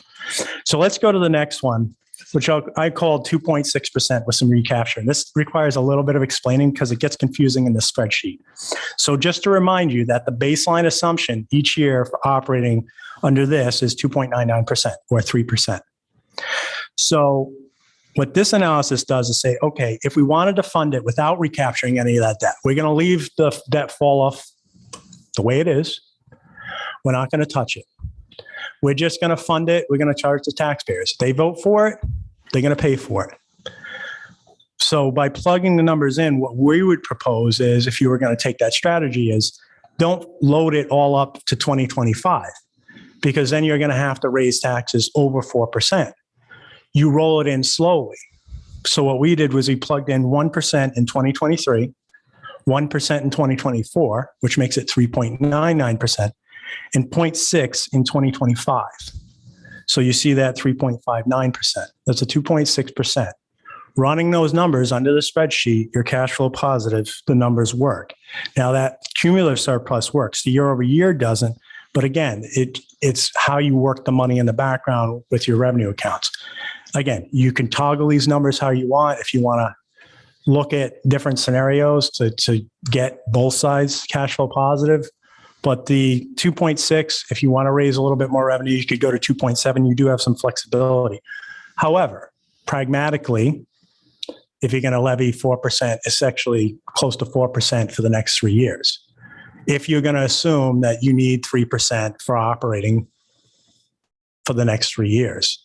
Now, if the town doesn't need 3%, schools and town, then that may go lower because we're only effectually doing 1% for the bond. So really that could be spread in a multitude of ways. What we're trying to do is spread it over a certain number of years and not just load it up in 2025, which I believe was shown under one earlier scenario. But that's not really how you'd want to do it because effectively it just not only it basically kills the project because you're telling taxpayers are going to end up with a 6% 1 year increase, which really isn't related to the bond. It's an assumption that the town needs 3% and the bond needs 3%. Mr. Murray, Mr. LeBlanc has a question. Sure. So I understand adding the 1% and 23, the 1% 24. That's the town council approving said rates. That's not the taxpayers. So I guess my question is, did you run this scenario based off of how the past, 3 years have gone? We actually had 1 year of level funded. How much the numbers would change on that spreadsheet? I think the point I'm trying to make is the bond adds a percentage point per year or less. If the taxpayers approve. If taxpayers approve. If they don't. But what I'm saying is the impact of the bond itself, like what got confusing I found earlier in earlier presentations was it seemed like it was 4% because of the bond. It's not. It's 4%. It's from 2.99% to 3.99% on those years because of the bond. So you're right. It always comes out, and this is the quirkiness of our process, right? We're in a financial town meeting. I can't predict what the taxpayers will vote on. What I'm saying is there's different ways to attack this that may be more palatable to voters. I don't know if this is a scenario you want. I'm just showing this could work. I mean, this is one scenario, one probable scenario that may work. I'm going to show you another one, which I think we think works better. But that's up, certainly within your purview. Ms. Ludwig? Thank you, Mr. Murray. Did we get any confirmation on whether or not we'd be able to tie some sort of levy to a ballot? I think that question's been floating out there a little while. Mr. Gorham? I'm not aware of any law that requires that right now or allows it. The only way that you could do that is have the General Assembly build it into your enabling legislation, which I think would be highly unlikely because it's a very complicated equation. At least I think it is. I can barely understand it myself. And to put it into the lawmaking process, it just, I don't think it would happen. Especially as a bond, it's never been done before, to my knowledge. So to get the General Assembly to do something in school finance, it's never been done before. I just think it's improbable. Okay, thank you. My only recommendation on that is we have Tom Noré has offered to sponsor this. They have legal counsel at the General Assembly. You can certainly reach out to them and see if it's something they would entertain or so. Any other questions related to this? So moving next. So what this actually shows, we had earlier said that we thought we were at 3.45% on an increase. And by plugging numbers in and working within the spreadsheet, we think we'd be around 2.6%. Again, there's nuance in this. May require additional refinement, but we're thinking at 2.6% over that 3-year period, we could fully fund the bond. Now, how that relates to the operational increases, that's another discussion entirely, and what the total tax rate is, levy is year over year. Next slide, please. So again, this, again, I go to this is one scenario. This is not what I'm advocating for. All of these scenarios are probabilities, right? Could it work? It could. We have this unique thing called the financial town meeting, which makes some years better than others as far as what the voters actually want to entertain. So this is one scenario to fully fund the bond. I'll get into another one right now. Can you do the slide? Okay, so this is our final scenario. what we finally looked at, and this really falls in line with what we kind of presented as an alternative earlier, which is funding the bond through a combination of revenue and the debt fall off. So earlier we had said 1.99%, you take a portion of the debt fall off in the 23-24 cycle in that range and put in a restricted account and fund the bond. As you saw earlier, I presented a scenario where I just plugged in the bond and it was close. So the question is, how much revenue do we need to close the gap? And what we figured is if you, by plugging this into this spreadsheet, you could effectively do a 1% additional increase in 2023, take the debt fall off, and the bond is fully funded. Everything below 2024 in that orange area has nothing to do with the bond. That's your operational. That may fluctuate year over year. If you can do 3% a year, great. Well, I'm sure the schools will take it. And the town will take it. But it really is irrelevant to what we're trying to do with the bond. So under this scenario, we would have to come in at a 1%. Now, if we're in a perfect financial scenario this year, which we know we're not, I mean, effectively, we could just do a 1% levy increase. And I think all of you would say, perfect. Unfortunately, it's got to be part of a larger conversation about what each respective side needs for operations. Certainly a conversation I think we should have and have early. But I think what this shows is it's feasible. It's entirely feasible under a scenario to fund this bond in a reasonable fashion. And going back to my first slide, do it in a way that's responsible long-term, because now we're not doing Band-Aid fixes. We're recapturing a significant amount of housing aid. It becomes, in my opinion, a bit of a no-brainer. But it's certainly not my call. The information's presented. Does anybody have any questions on this particular slide? And again, you see cumulative surplus. We're not recapturing, that surplus remains high over that 25-year time period because we're not touching additional debt fall off. You're going to have additional debt fall off. There's a small fall off, I think, at the end of 2020. And then 2036, 2040, you have the rest of your debt entirely pretty much falls off on the town side. The enterprise fund, I understand that's a whole separate deal. Mr. Murray, I can't see column B. I'm sorry. That's the tax rate. So the 23, what's the number there? Oh, 399. So 3.9. So what we did was we added 1 percentage point to the baseline scenario, which is 2.99. Mm-hmm. The 2.99 gets scooped for operating. The 1% gets the funding for the bond. That fills that revenue gap. So my earlier scenario, 2.99 didn't work because I had a cash flow gap in certain years. This steadies the cash flow. Mrs. Shockley. If we use bond fall off to pay for this bond, does it still become available as far as what we have available for future debt? I'm not sure I understand the question. So even though we've chosen to allocate this within our budget to this bond, once it falls off, it becomes available to us for future bonds. It's part of the same revenue pool. So the town manager has to balance the budget. But when we look at our bond charts, where it's like, this is how much we have outstanding for bonds, this is what we're doing for the school bond, it leaves us with $10 million. When these fall off, regardless of how we choose to spend the money or return it, it becomes available for future bonds. Yeah, you're talking in terms of the state allowable. Yeah. So you're reallocating, you're taking on new debt. So yes, that debt falls off, but you're taking on a significant amount of new debt. Well, no, the 89 million is already factored in to the charts that we've done in the past. Right. So there was a presentation earlier. You'd end up with about $10 million initially of available debt under the 3% threshold, gross value. And as we start paying back and as we pay off our other debt.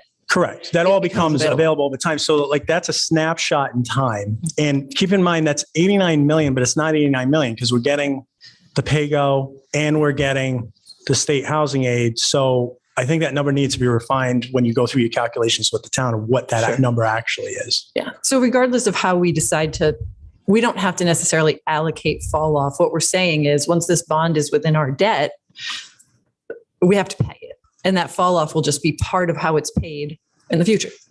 Yeah. I mean, you have a certain amount of revenue coming in. If you don't have that bill, then you got to do something with that revenue. You're going to have a couple $1 million, it's $1.5 million worth of revenue, but you're not paying a bill on. Taxpayers are paying you that money. You've got to allocate it. You got to balance the budget. So you can give it back to the taxpayers. You can put it towards operational increases. You can put it to new debt. You got to do something with it. I'm not saying don't give it to the taxpayers, but I think you have to decide it's for the town council to decide if it's a responsible use of those funds to reallocate that debt to fund this bond to cover an expense is pending and is not going away. So that's really the question in front of you. I don't know if this is a scenario you want to go with. I could have probably run 15 scenarios. Once they start typing into these spreadsheets, you can change all the different, and I think Ms. Mills offered to do that at an earlier meeting. She did say that, if you want to plug in different values, I'm not sure it was getting across of what the impact of each scenario would be. So I'd encourage you to do that and look at the different values in that spreadsheet, because it's very informative as you do that of how you can tweak small scenarios and really get to some sort of workable plan. Mrs. Lima? So just based on that dialogue, I wanted to give Mrs. Mills a chance to respond, because it's basically saying her number of only 10 million in debt capital is wrong. So I'm wondering if she could just clarify and we can kind of reach a consensus about that. All right. I don't think I said that. No, I didn't say you said it, but you said the number needs to be refined, and that wasn't. I think what I was saying, just to be clear, I'm not saying it's wrong. I'm saying it's a snapshot in time. So as additional debt falls off, as we look at the project and you don't consider the pay-go, if you're looking at it as an $89 billion project, and I don't know if that was considered, but it's going to open up over time your availability to take on new debt if you want to. I don't even know if you have projects in the wings. So let me just answer Ms. Lima's question. So I have all my work papers here. The debt margin calculation, I did include the 81, not the 89. So the 8.9 million that the state is providing right off the bat is not included in the credit limit that we will have left of $10 million. And I will take, I guess, a concern with the statement that the debt is going to fall off and we're going to have increased our $10 million line of credit. The debt falls off $1 million from now until next year. And after that, we're paying 3.5 on this old debt until 2030, and then it drops 100,000. So we're not freeing up a lot of credit until 2041. So thank you. Thank you. So my other question I had was, and this might be a little too pie in the sky, but did the school building committee talk about, and because we're talking about future bond debt or availability, thank you for sending over the itemized list for the project in the schools.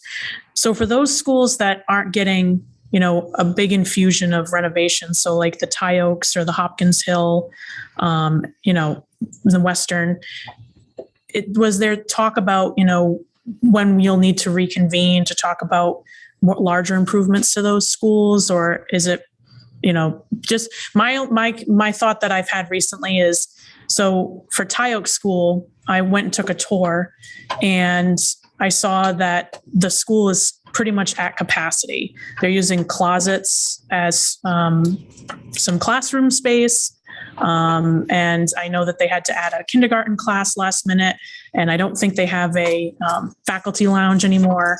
And then on top of that, there's close to 80 new construction homes going in behind. So I just wonder where those kids will go. And I know it's tough to account for that because you guys have been working on this for 2 years, but I think things like that are going to come up. So I just was curious about when we're going to have this conversation again. And if it's going to be in time where we'd have enough debt capital to explore some of the changes we might need. I know it's a really loaded question, but I'm just there's some things that have been on my mind as I've been thinking. No, I appreciate it. I mean, development is continuing in town. And, we've heard updates from Russ Crossman, and he shared some updates at the strategic planning meeting. So I think thinking about an infusion of families is definitely something on the radar, for the future beyond this project. Yeah, I can say this. Enrollment is a tricky thing, Mm-hmm. right? few years ago, they were saying the baby boomer generation, nobody's having kids and everybody's moving out of town, or their aging population, which they are. It's happening all over Rhode Island, especially. So we don't know where that's going to fall. This may be a bump because of the housing market. You're seeing new homes go up. Some of those schools will see influxes. We did look at enrollment projections over the next 10 to 15 years as part of our analysis. There is way more need than we can, honestly, if I were to be honest and stand here and say what we actually need, I'd say probably double of what we need, because we know there's more need in our schools. And we all know that, right? The schools we're operating in, even in the elementary levels, are older schools. They're not what we build today, but I can't let the great be the enemy of the good. And so what we did was we took some of the worst cases in our schools, the warm, safe, and dry, and looking at where we could improve educational adequacy. And as a committee, decided this is where we could best focus our funds right now, fitting within the limitations that we have. For some, it's going to be too much money to think about allocating on the town. Too many, it's also too little. This is democracy, right? I actually think we're falling somewhere in the middle because our need is much higher. So I appreciate that perspective. There will be money going into Tioga. It may help some of that situation. I can't say that we may run into other situations. What I can say is it's like we're still going to run into those situations if we do nothing. Mhm. Right. So if we do nothing now, it's only going to get worse. Yeah, agreed. And then one last question on the Tioga's allocation for scope of work. Can you just clarify for me with respect to the sewer connection? Because I think I was at a school committee meeting where that project was approved. So are we double dipping or no? That project's complete, but I can tell you, and again, Phil can talk a little bit more to this. Keeping in mind that stage 2 is a schematic estimate based on the needs that were identified. It is going to be refined further. There may become cost reallocated. We might find that, we thought we were going to be doing windows in a certain area, but over this time, the windows were taken care of by our own maintenance crews. We're going to shift that money over to another need. So it's likely that throughout the project, we're going to constantly look at what the needs are at the time. And we do have trades crews that are actively addressing issues where they can. So HVAC systems, a lot of it, some of those things that were in the report are already addressed because of the COVID money. So that allows us to free up some money that goes to other needs we weren't able to address. So this won't all truly shake out until we get to much further down the road. Mm-hmm. But we have a pretty good plan, I would say 90% plan of where we're attacking this. Yeah. And I'm not trying to put you on the spot or anything. It's just, especially after our strategic planning session we had last Saturday, where we heard from all the department heads about so much maintenance that's been neglected. And, we heard about how our library should be triple the size it is for the amount of people we have in town. And, that our garage for DPW is not where it needs to be. And, all these, we have fields that were built incorrectly with Parks and Recreation that need to be redone if we wanted to be able to rent those out to get revenue for the town. So, I'm just trying to think of this in the entire scope of all the town's needs that we could potentially need in the next 25 years, and how that can fit into what debt capital we'll have left until this is finished in 2050. So that's where my head's at. So I just want to be transparent. Sure. I respect all that. I have one question. Sure. With this scenario, the town has to support the minimum maintenance of effort for the school budget year after year, correct? Now, part of that includes the town making meeting some maintenance requirements in order for it to receive state aid. Now, if we use interest payments to meet the minimum or the maintenance requirements, is the school still going to be using the money in its budget in order to continue to make improvements in the other schools? Or are improvements in the other schools sort of going to be on hold while this school bond and the construction associated with it carry on for 25 years? It would be my expectation we're going to continue as business as usual, which is we have $1 million built in right now for tradespeople. We do improvements every year. I think it was last year, the year before, we tore out, some bathrooms and we redid them. And, Jason has done a great job. Unfortunately, as many of you know, he's going to be leaving us, but the next person who comes on is going to continue that. So, again, I think the smart strategy is to slowly continue to build up our funding. So we are covering that maintenance requirement. It's there for a reason. To be honest, 3% may not even be enough. Well, I know it's not enough in our current situation. So we do need to beef that up. Again, I think that's a discussion that needs to be had between the school committee and the council to look at ways that we can honestly have that dialogue and look at a plan to ramp that up. Speaking as a school committee member, I welcome that dialogue because it's a necessary thing to do. But it doesn't really change the conversation in this because we do have a gap. We're not going to catch up with that funding. But I think it's smart, to Mr. LeBlanc's comment earlier, is if we're going to dump this much money into a project, we want to make sure it sustains over time. That's good planning. That's good, that's good strategy in town operations. So, and I think that works for the entire town. So again, there's a lot more to be done. In our role as a building committee, we're essentially trying to give you as much good information we can about the project that we have in front of us. I can't, unfortunately, answer everything. Some of these have to be answered over time and in different venues for different planning sessions. So I understand the $1 million being put toward tradespeople, and that's basically some day-to-day things that they're doing, that they have been doing over the years to improve a bathroom, paint here, paint there. But I'm looking at some of the larger projects that would still need to be done in the schools and how that's going to be planned for and accounted for.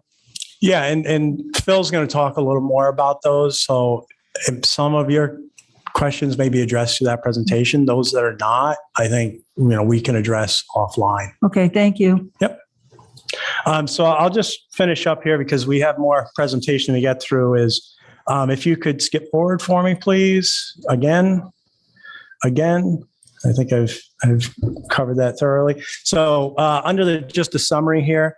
So what we're really trying to show is there are some achievable alternatives to funding the bond.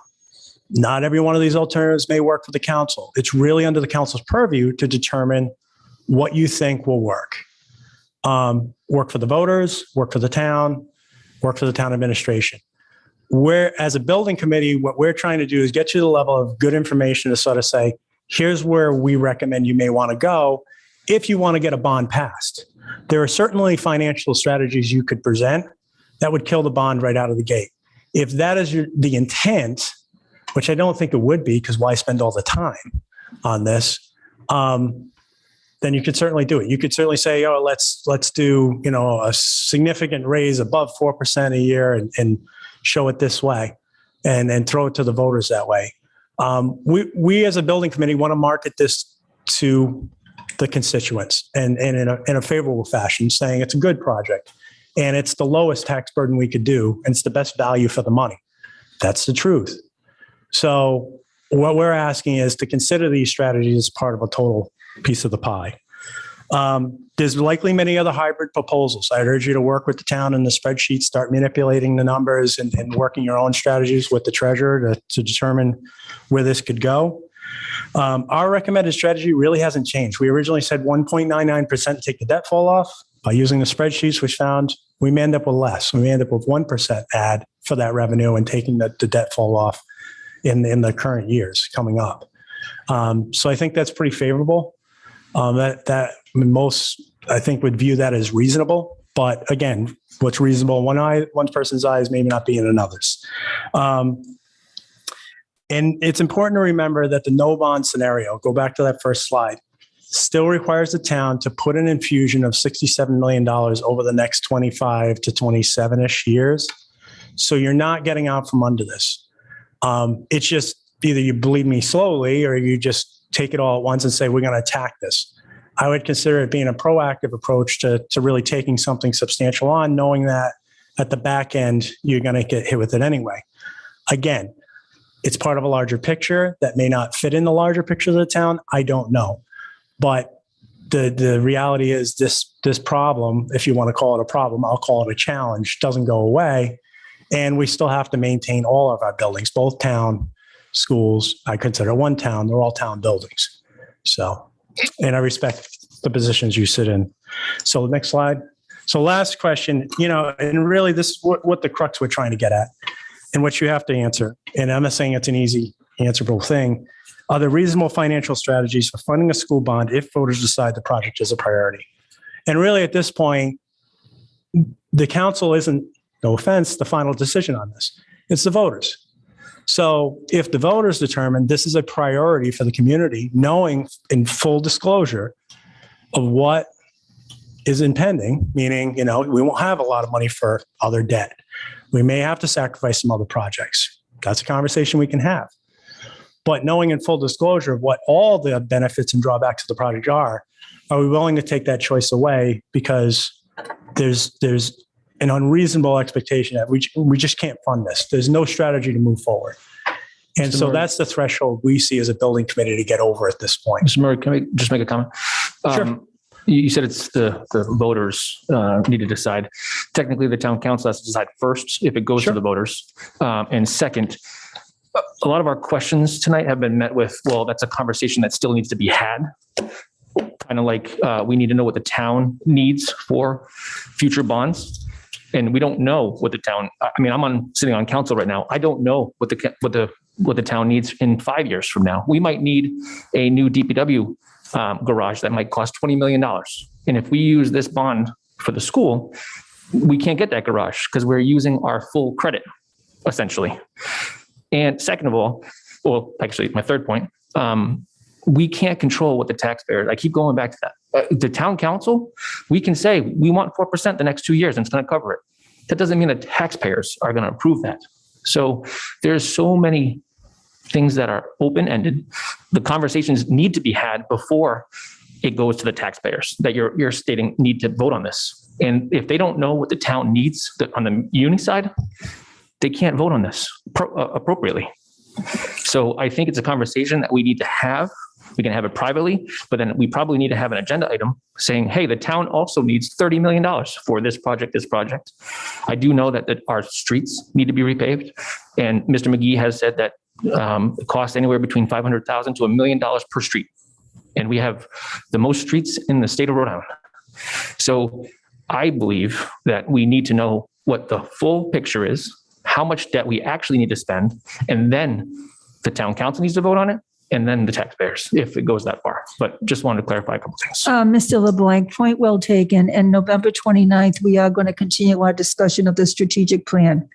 And that's when we will be talking about mission, vision, values, and also looking at the projects that were presented to us by the department heads at our first strategic planning session. And that will give the council an opportunity to start prioritizing what they feel is very important for the next, 2, 3, 5 years, et cetera. And that will be a good starting point for being able to decide what to do next. Okay, so that's on the next agenda, November 29th, and we're going to leave plenty of time for that. And if I may, I'm not going to get into that because, the charge of the building committee was to look at ways to address the facilities gap. That is our charge. We're not charged with creating a capital improvement plan for the town. We're not in charge of creating, doing what should have been done for the past maybe 20 years. We baked up a project we believe in will help move towards solving many of the issues we have on the school building side that were a verifiable fact through documentation and process are a need. So do with that as you may. I respect where you're coming at it from, but just understand when I say it's part of a larger conversation, it's just not a conversation that's under our purview. And I respect where you sit, but you have to take the project at face value to understand, is it worthy of moving forward to the voters? And we can't decide that. Okay. Any other questions from members of the council for Mr. Murray? There's more to this presentation, I believe. Mr. Murray? There is. I'll introduce Phil Conte, and I believe Sam Bradner is going to join him on the presentation of the facility condition assessment. Mr. Murray, would you please introduce the next presenters and tell us a little bit about what their role has been with the school building committee? Well, as I said, this is Phil Conte from Studio Jade, and Mr. Sam Bradner. He's our owner's project manager for the building committee. Phil has been working with us since day one. You will not find anybody more versed in the project itself. Sam has recently come on. He has extensive experience, which I'm sure he can share with you, but he has managed a significant number of projects, school building projects in Rhode Island. Thank you, Mr. Murray. Good evening, everyone. Hello, Phil. How you doing? Very well. All right. So we have a lot to go through, and I will be succinct and concise. So do you have I believe you have this presentation. It's the other presentation. Sure. You can go ahead and start at the second slide.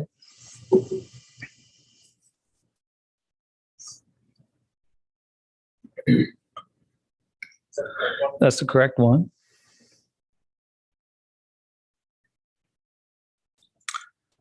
Thank you. The other woman mentioned on this slide, Pam Babuka, is one of my partners. She runs what we call Studio Jade Facility Solutions. So in addition to being architects and engineers, we are also nationally recognized in conducting facility condition assessments across the country and in Canada. Go ahead, next slide.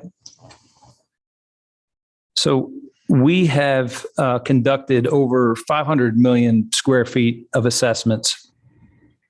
And during the facility condition assessment for Coventry Public Schools, we were conducting the assessment for Princeton University. So we were unable to do that work ourselves, and we contracted with Colliers project leaders to do the facility condition assessments. Recently, we've completed both the City of Stamford and City of Waterbury Public Schools assessments, and we're about to start the entire state of New Jersey's Department of Transportation facilities. So we are very well versed in facility condition assessments. Go ahead, next slide. In 2020, we were asked by one of our clients to sort of come up with a range of dollars per square foot that are invested in deferred maintenance and repairs in the K-12 and higher ed market. And that range went from $0 to about $7 a square foot. And through our research, we also found that if you wanted to, for all intent and purpose, future-proof your building, and that means carry no deferred maintenance. Every year, everything is repaired and running at its peak performance. In 2020, that would be about $11 a square foot. Now, through all our experience, we have never, even the most financially endowed institutions, found anyone that carried no deferred maintenance. It just wasn't possible. I want to jump down to the bottom bar.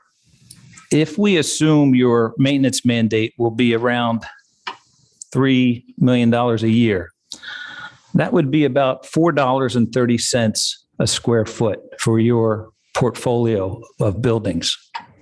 And that would put you a little bit above the average in the industry spending range. If you wanted to future-proof Coventry Public Schools, you would need to budget about $7.5 million every year to future-proof Coventry Public Schools. And again, that's unattainable. And it's not uncommon for many of our clients who are institutions and municipalities to only carry about 30 to 45%, only to address about 30 to 45% of the need, because it's just not possible. And the current and historic spending has been just less than what it needs. And as we went through this, we estimated about $56 a square foot would be the amount you would need to catch up on the deferred maintenance. Next slide. So there were a number of assessments conducted, and we need to go through these because we needed to align them so that we could make a fair comparison and demonstrate to you what we were looking to do. So it's important to keep in mind that Jacob's report was done in 2016, and they used a priority system of 1 through 5. Colliers was done in 2019, and their system ranged from 1 to 3. So we needed to align them, and so we aligned them based on a forecast of over 10 years. And when we looked at the Jacobs and the Colliers report, the only consistent facility ranked number 1 was the high school. And that was obvious because of the size, the square footage. But there were no other equal comparisons for what ranked as number 2 or what ranked as number 3. So we know that the Colliers report estimated about 50 million in need, if you were just to open up the first page. And Jacobs was about 54 million. Well, that was an anomaly for us because Jacobs was done about 3 years prior to that. So we started to investigate these reports in depth, and we are familiar with the Jacobs report from our work in other institutions. And we needed to extract information that was not applicable to a facility condition assessment from each report so that we could make a fair comparison. Next slide. The first one was to go through the Jacobs report and remove those line items that were categorized under technology or specialty because they're not appropriate for a facility condition assessment. Technology is a different budget, and the specialty line items are irrelevant, and I'm going to show you examples of them. But that totaled about $9 million off of the Jacobs report immediately. Next slide. So under technology, some examples were that the institutional spaces do not have sound enhancement, $113,000 for Tyone. What that means is that they made an assumption that every instructional space would have a sound enhancement system where a teacher would wear a lanyard and there would be speakers in the classroom. And that's really meant to prevent teacher absenteeism, to help them save their voice, et cetera. That's not a facility condition component. So that was removed from a number of the schools. The next one, the classroom audiovisual systems are in need of improvement. That may simply mean that the projector may be out of date, or a bulb may need to be replaced, or there was no projection in that classroom. But again, that is technology and not part of the building component systems. And the last one, specialized space for the audiovisual system is inadequate at Washington Oak at 1.7 million. That could either be an anomaly from the cost figure or a system that we are unfamiliar with because we don't think a specialty AV system would cost 1.7 million at Washington Oak. Next slide. This identifies the schools where we removed the technology line item from the Jacobs report, and that totaled about 8.7 million. Next slide. The specialties component to that. Some items included room has insufficient writing area. $4,500 at Western Coventry, but this showed up at a number of locations. 5 rooms lack an appropriate refrigerator for $42,000 at the middle school. 6 work tables are required at Coventry High School. So go ahead to the next slide. When we removed those specialty items, that totaled about $387,000. That's how I got to the 9.1 million for the Jacobs reduction. Let's go to the next one. And be mindful that Colliers did not assess in that same manner. So I needed, number one, it wasn't appropriate. And number 2, it wasn't consistent with the other report.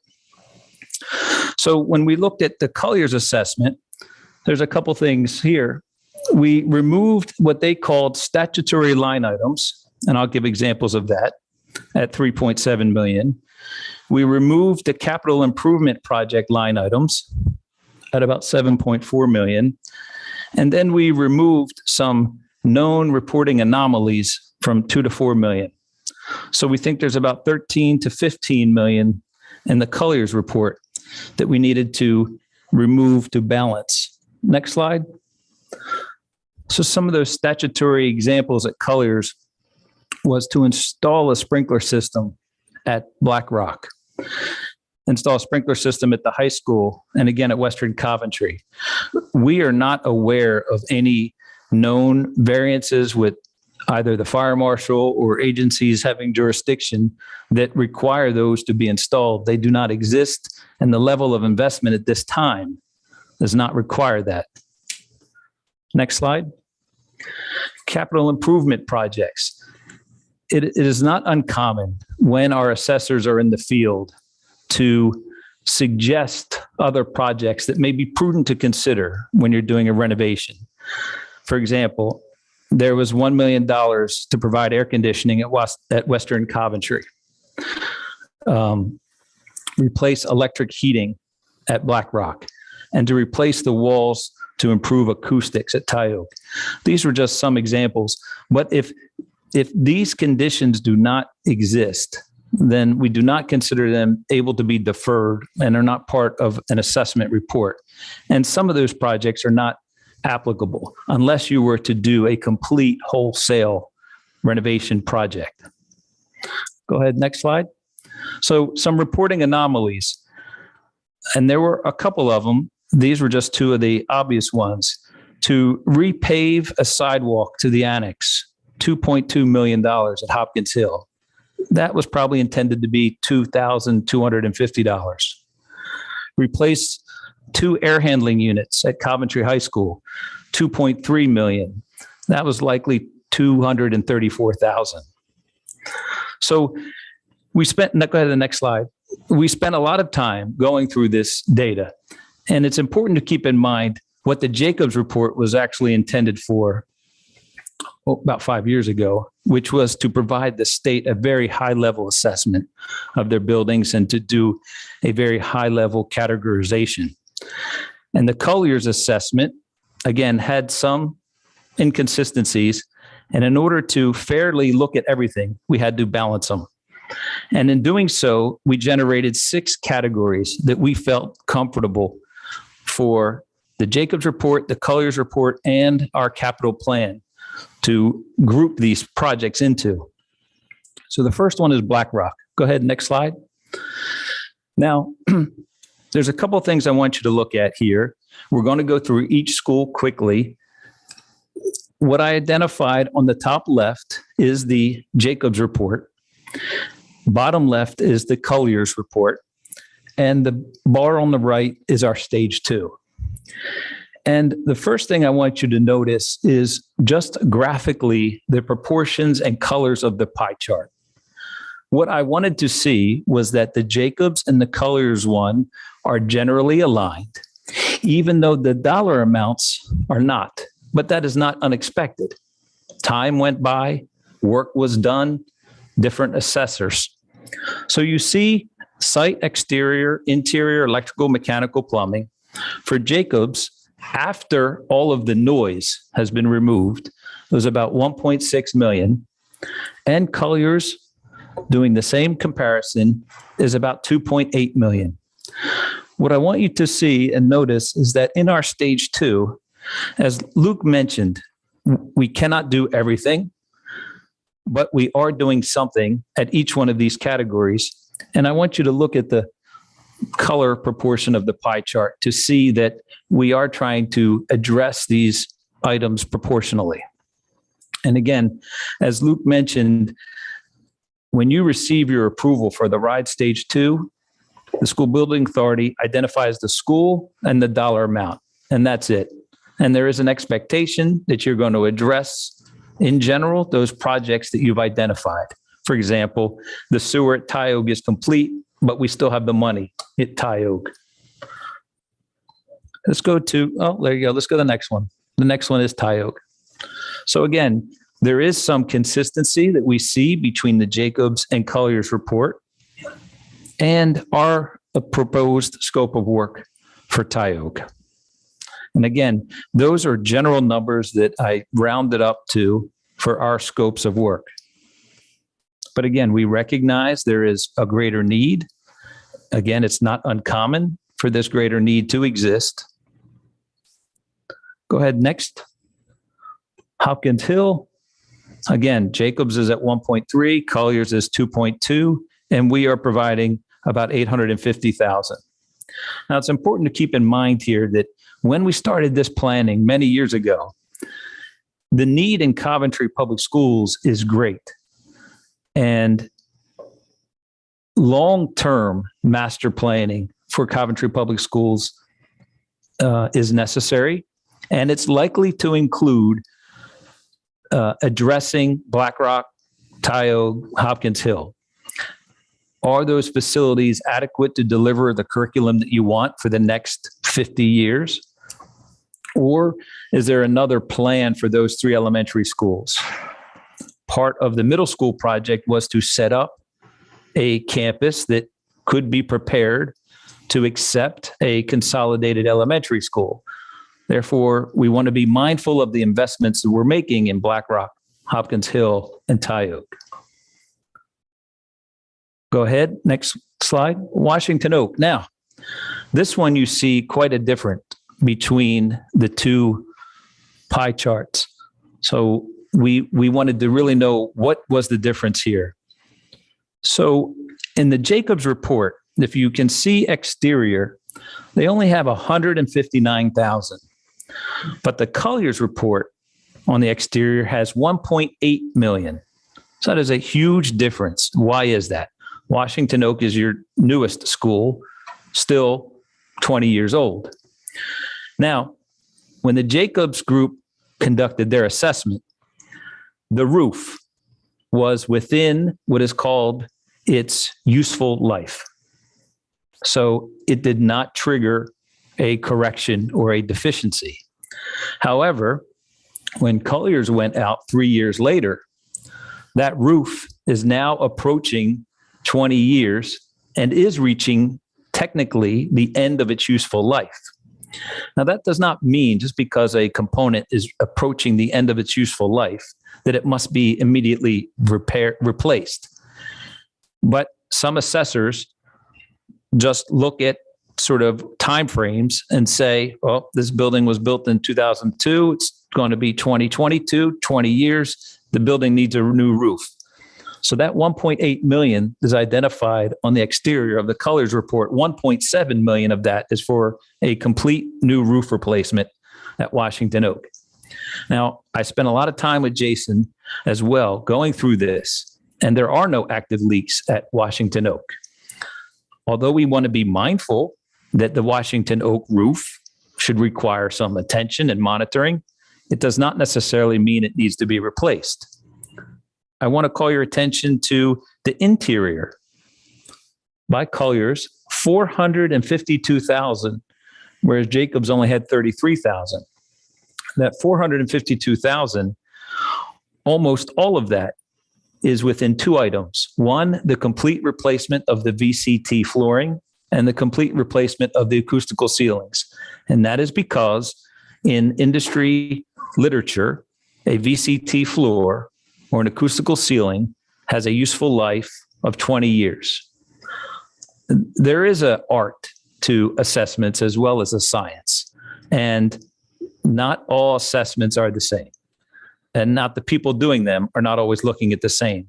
So we wanted to be mindful of this, point this anomaly out to you, and tell you what we do plan on doing at Washington Oak is to address the site, the exterior, and the interior. Let's look at Western Coventry. So Western Coventry was particularly more aligned between the Jacobs and Colliers report. And we are looking at an investment of 1.8 million at Western Coventry, which is more than Black Rock, Tioga, and Hopkins Hill, because in a long-term master plan, it is unlikely that Western Coventry would come offline. In fact, in a very long-term plan, Western Coventry would probably get a significant investment if there was a consolidation of elementary schools, perhaps at the new middle school site. But we are spending money in each one of those categories. And the last one, and we'll touch on the middle school afterwards, is the Coventry High School. And again, here we saw some big anomalies between what was done at the Jacobs and what was done at Colliers. In fact, Jacobs is carrying 15.5 million when we remove the noise, but Colliers only identified 12.8. This was the first project we saw where the Jacobs report was higher than the Colliers report. So we looked at a couple things. We looked at the interior. So if you look at the interior in the Jacobs report, 7.6 million, but in the Colliers report, it's only 4.5. That is because it appears that the assessors in the Jacobs report did a wholesale wholesale replacement of the VCT floors and the acoustical ceilings. Just like Jacobs did that at Washington Oak, Colliers did that at Coventry High School. However, the assessors from Colliers, when they walked to the high school, did not note it in that particular way. Mechanical for the Jacobs was 4.5, but the mechanical for Colliers is 3.2. That is because Jason and Coventry has been investing some money in the mechanical system at Coventry High School. So that number has actually come down. And we are looking to make a significant investment in Coventry High School. The middle school, which is not on here, is intended to have any of those deficiencies corrected through the significant investment we're making there. In fact, when we looked, you do have the middle school. Great. The middle school was another one where Jacobs was at 7.9 and Colliers is at 4.6. Again, this was the second time that we saw the Jacobs higher than Colliers. And why is that? Well, first thing I could tell you is as buildings get bigger, and if the assessor is under a time constraint to quickly get through a facility, we start to find greater discrepancies the bigger buildings get. So the interior on Jacobs at the middle school is 4.3 million, and the interior at Colliers is about 2 million. And again, at Jacobs, they did a complete VCT floor replacement and a complete ceiling replacement because those components are beyond their useful life. The unfortunate thing, for example, at the middle school, where they may see the mold coming through the tiles, they never address the issue that's generating that. They just claim, let's replace the whole floor. Mechanical systems, 1.1 million. Mechanicals for Colliers was only 335,000. Why is there a great difference? Because Jacobs has identified over $1 million just in a building automation system at the middle school. And through some ESCO projects, I believe Coventry is working towards some building automation system through its buildings. And plumbing, for example, Jacobs identified $442,000 in plumbing needs at the middle school, but Colliers only identified $50,000. Jacobs' number included replacing every plumbing fixture throughout the entire facility. The reason why I show you the middle school is between 7 million or 4 million, whatever the real number is, whatever number of those deficiencies are still there after 2 of the large additions are removed, can certainly be resolved in the overall plan at the middle school. So that concludes the presentation. I'm happy to answer any questions that you have. Questions from members of the council?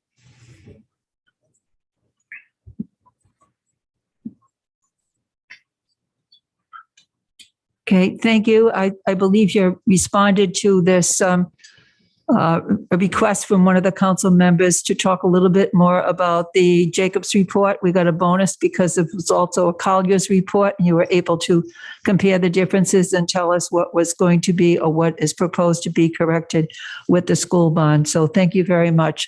Last call for questions. Okay, thank you. Thank you. Mr. Murray, do you have any concluding comments, or members of your committee want to make some comments? I actually have 2 more components. It should be fairly brief, but I wanted to bring up Alita Hall, Christine Kennedy, John Priest, Phil Conte again, and Sam's already Sam's already here. Could you just flip to the previous presentation that we had on, please? And slide 22. Actually, John, if you want to, there's a microphone over there, and if like a couple want to station at that table. So what I wanted to, and I'll move out of the way in a second after I make the introductions. So Alita Hall, let's get to the slide. Okay, so as I mentioned earlier, we're very lucky in the building committee, and I really wanted to have the building committee do some interaction with the council and answer questions you may have, because they're really the bones of all this. I've been probably more of the face than I'd even like to be. But really, they're the team that made this happen and get everything move forward to this point. And they have the project knowledge. We're very fortunate to have several members who have direct construction industry experience, heavy construction industry experience. Alita Hall is the project executive for Gilbane. She just finished East Providence High School, which many of you know of, that just opened up. She was pretty much the project lead from Gilbane. Was that correct? So that's a substantial project. She has a wealth of knowledge. I encourage you to ask her questions about that project. She's also working on Newport's bonded project that just recently passed, and they're working through value engineering and trying to cost constrain. So that may be something you may want to ask. Christine Kennedy, who's also a project manager of Shorman Construction, a very large construction, probably in the size scope. I don't know if it's of Gilbane, but it's substantial. Not to disparage Shorman at all. John Priest, who's the deputy chief engineer of RIDOT. Don't yell at him for bridges tonight. But he has a substantial knowledge of how construction industry works. And again, these are the members of the team that would be taking this project forward should it move forward. This is the team that would see it through to fruition. We have Mr. Phil Conte, who you've already heard from, and Sam Bradner, who he can maybe go over a couple of the projects he's managed in his perspective. So I just wanted them to speak a little bit to the current sort of industry and where school construction is lying in communities, and then answer any questions that you may have related to the construction. And I know there's been some concerns expressed to me about the estimates and the current climate. So I'll leave it at that. Hi, everyone. I just want to kind of add to what Luke said. Like, I'm literally here on this building committee because I got an email from my kid's principal when it was Mrs. A at Western Coventry saying that they were looking for community members who wanted to participate in a building committee. In my role at Gilbane, oh my gosh, I've easily built 15 schools over the past 21 years. I've done some private projects, like he said, just wrapping up East Providence High School. Prior to that, 2 elementary schools in Stonington, moving on to Newport. And we just have a litany of public school work that we're chasing. Another thing, living in Coventry, I'd like to see our schools where my children attend be comparable to schools that I'm building, that I walk through. When I walk through these facilities, I get the same feelings that I get as I walk through others, and I just want them to be better. And then one of the things that, again, came to me during this process as we kind of worked through as a committee is that we as taxpayers in Coventry in 2016 voted for this large school building project where we funded this pot of money, which is where a lot of our incentives are coming from also. And during this time, we've watched tons of other communities take advantage of those incentives. We are literally paying for those communities to build their new schools. And every time I go after one, I just feel sad that we're not on that list yet. And I really want to help the process to get us there. I don't know if you have anything to add prior, and I guess we're just here for comments. I will list right now over the next 6 months to a year, we expect to see RFPs coming out. Pawtucket, we're actually working. There's a school going on in Pawtucket right now. They're going to be going out to bid for a second school. Warwick has a couple coming. Cranston has one underway, another one starting. Central Falls is starting a high school project. Johnston has schools coming. Newport, we're doing Rogers right now. There's also an addition to one of their small elementary schools going on. Providence is actually putting some sizable money into Classical High School, Pleasant View Elementary. Like every community that you can think of is undertaking a school project. And of course, East Providence High School. I apologize. I don't have any other slides. This is our slide. We're not going to flip the deck. But I guess we're just here to field questions, comments, concerns about the process, about construction, about budgeting, and how we make it work on this side. Mrs. Kennedy, would you like to add a couple of comments before we ask for questions? No, I guess so. Similar to Alita, I've been in the industry for a while. I've worked on a few elementary schools in Connecticut. Finishing up the Aloft Hotel right now in downtown Providence, 175 guest rooms. So, we work on large projects, and, I answered this similar email to what Alita received. Like, I just felt like with my background, we could bring something wonderful to this committee and to help it along. And I really want to see this project come to fruition. And I really think our town needs a win. And I think we have some amazing people who really, like Luke always says, like cooked up such a great project.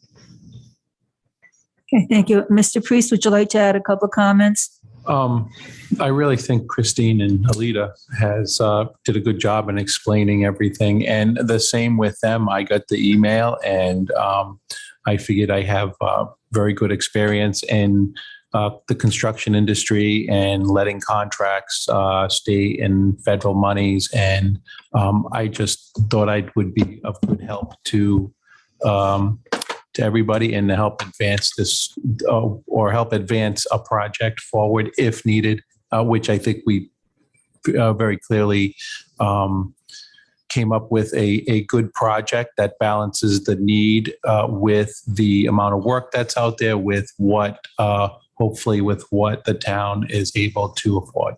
Okay, thank you. Members of the council, questions that you have for any member of the Coventry Building Committee? Mrs. Lima. Hi, thank you for being here and thank you for your time on the committee. I've been speaking with some other school committee members, one specifically in Cranston, which I know they have projects underway. And I heard some rumblings about how they wish they had maybe budgeted to receive more for unanticipated cost overages and the price of construction materials going high. Can you talk about your confidence with the kind of cushion we'd have with this project for things like that?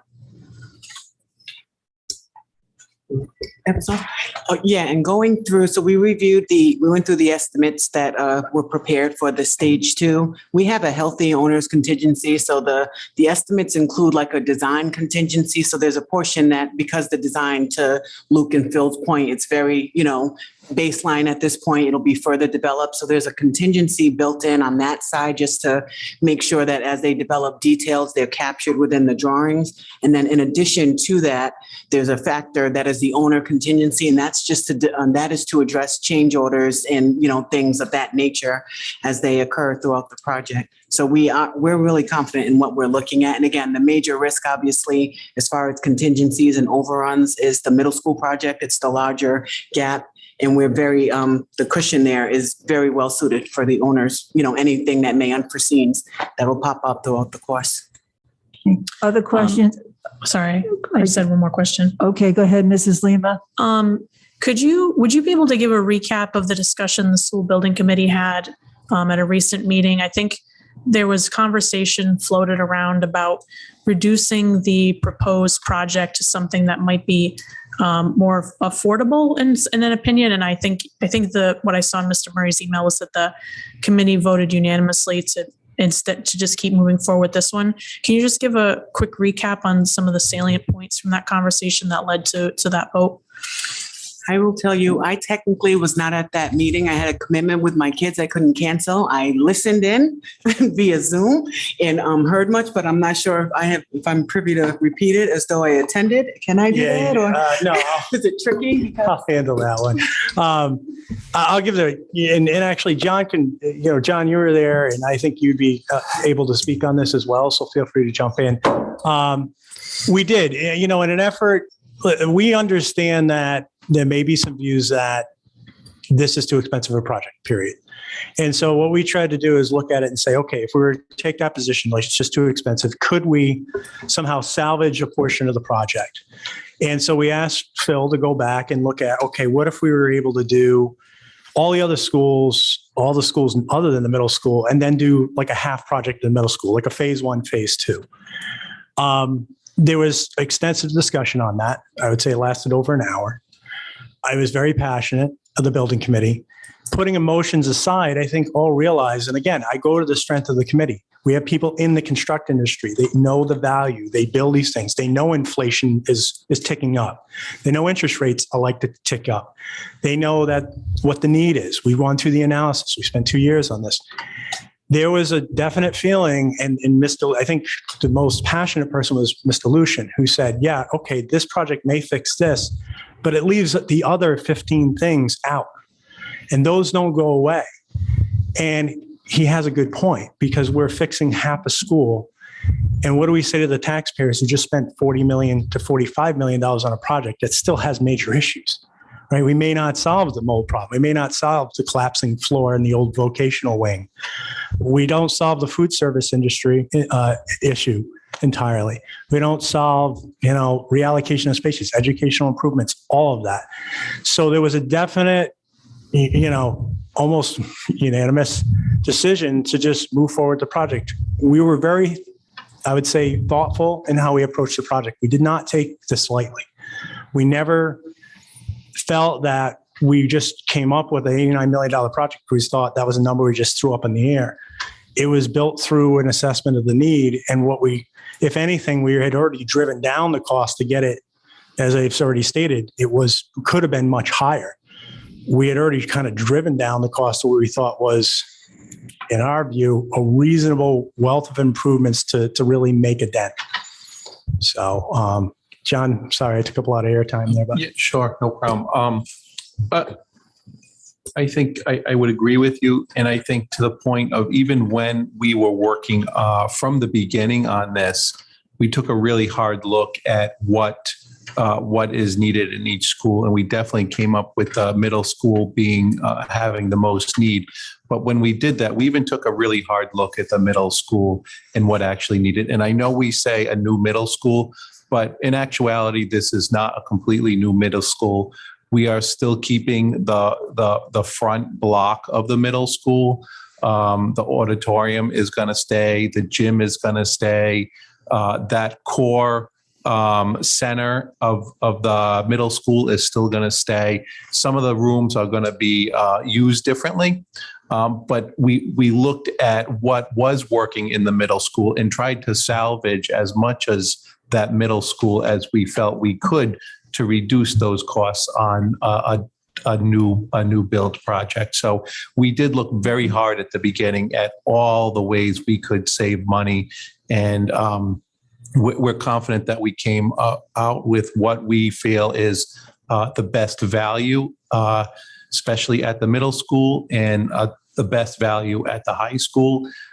We looked at the elementary schools, and we wanted to really hit some of the items that needed work at the elementary schools, but we realized they also have larger problems that need to be addressed in the future. So we didn't really go all in on the middle school. We really hit the items. The elementary schools.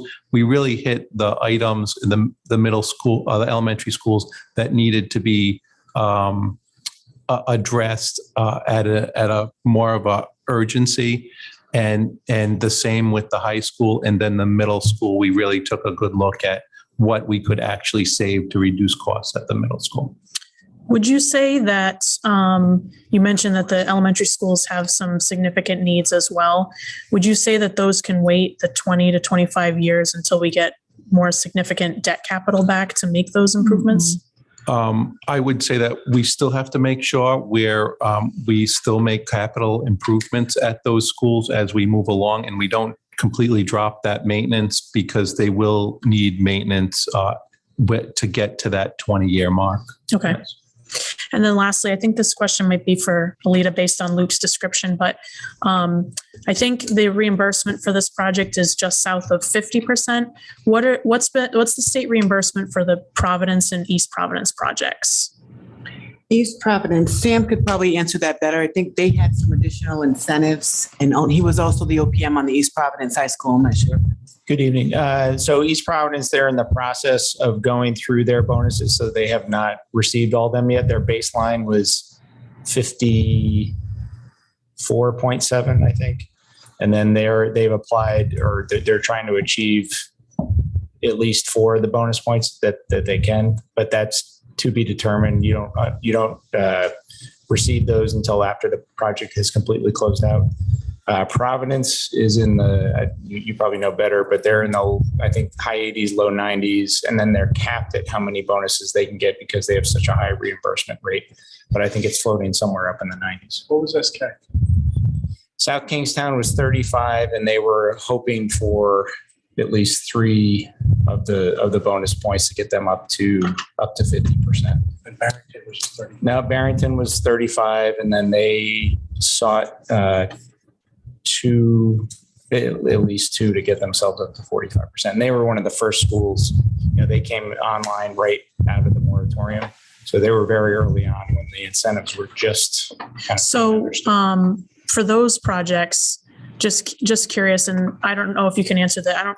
I don't expect that you'd have an answer, but I'd just be curious to know what the financing plans look like for those. Like, do those municipalities need XYZ to go right each year in order to make their bond payments, or what is their financing? I don't know if you guys know what their financing plans work because you're just involved with the construction, but. Yeah, I mean, I can speak to South Kingstown, and obviously this didn't go forward, but they had a financing plan. And what I'll say is this: every community situation is different. Every reimbursement is different. Every town's financial situation is different. And RIDE essentially states this.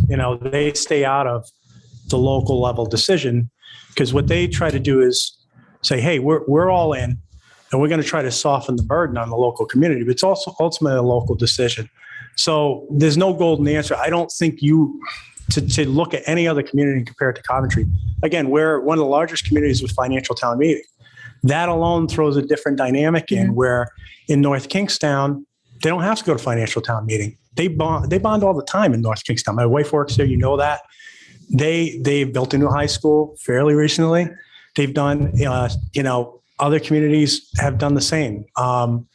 They don't have. I guess my concern was just, do these other municipalities that are passing bonds have to rely on a 3% or higher tax levy increase each year to make sure they're breaking even or higher?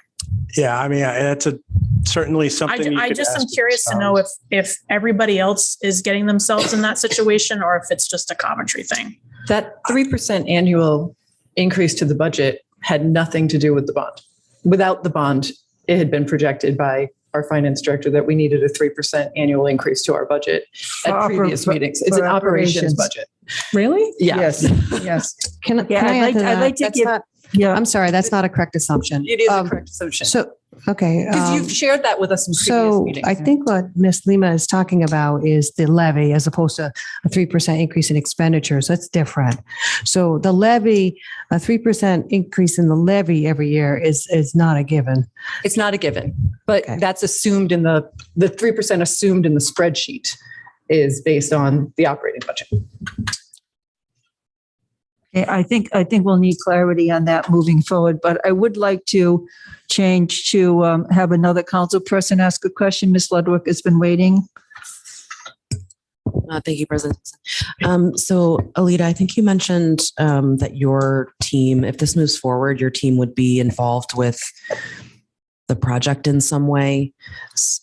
I don't know, Mr. Murray, if you or someone else can comment on what the involvement of SBC would be versus, what the school would handle, not just with the architecture itself, but with expenditures, who'd be cutting the checks? Does that go through the school treasurer or finance manager? How does that just generally work? So some of the financing stuff Mr. Sands can address, but from a building committee charge standpoint, we're staying on this project until it either gets stopped somewhere along the process and it's not moving forward and we get disbanded, or the project's finished. So this committee is taking it from the start and we'll take it to fruition. So typically what happens is our owner's project manager right now, it's Peregrine Corp.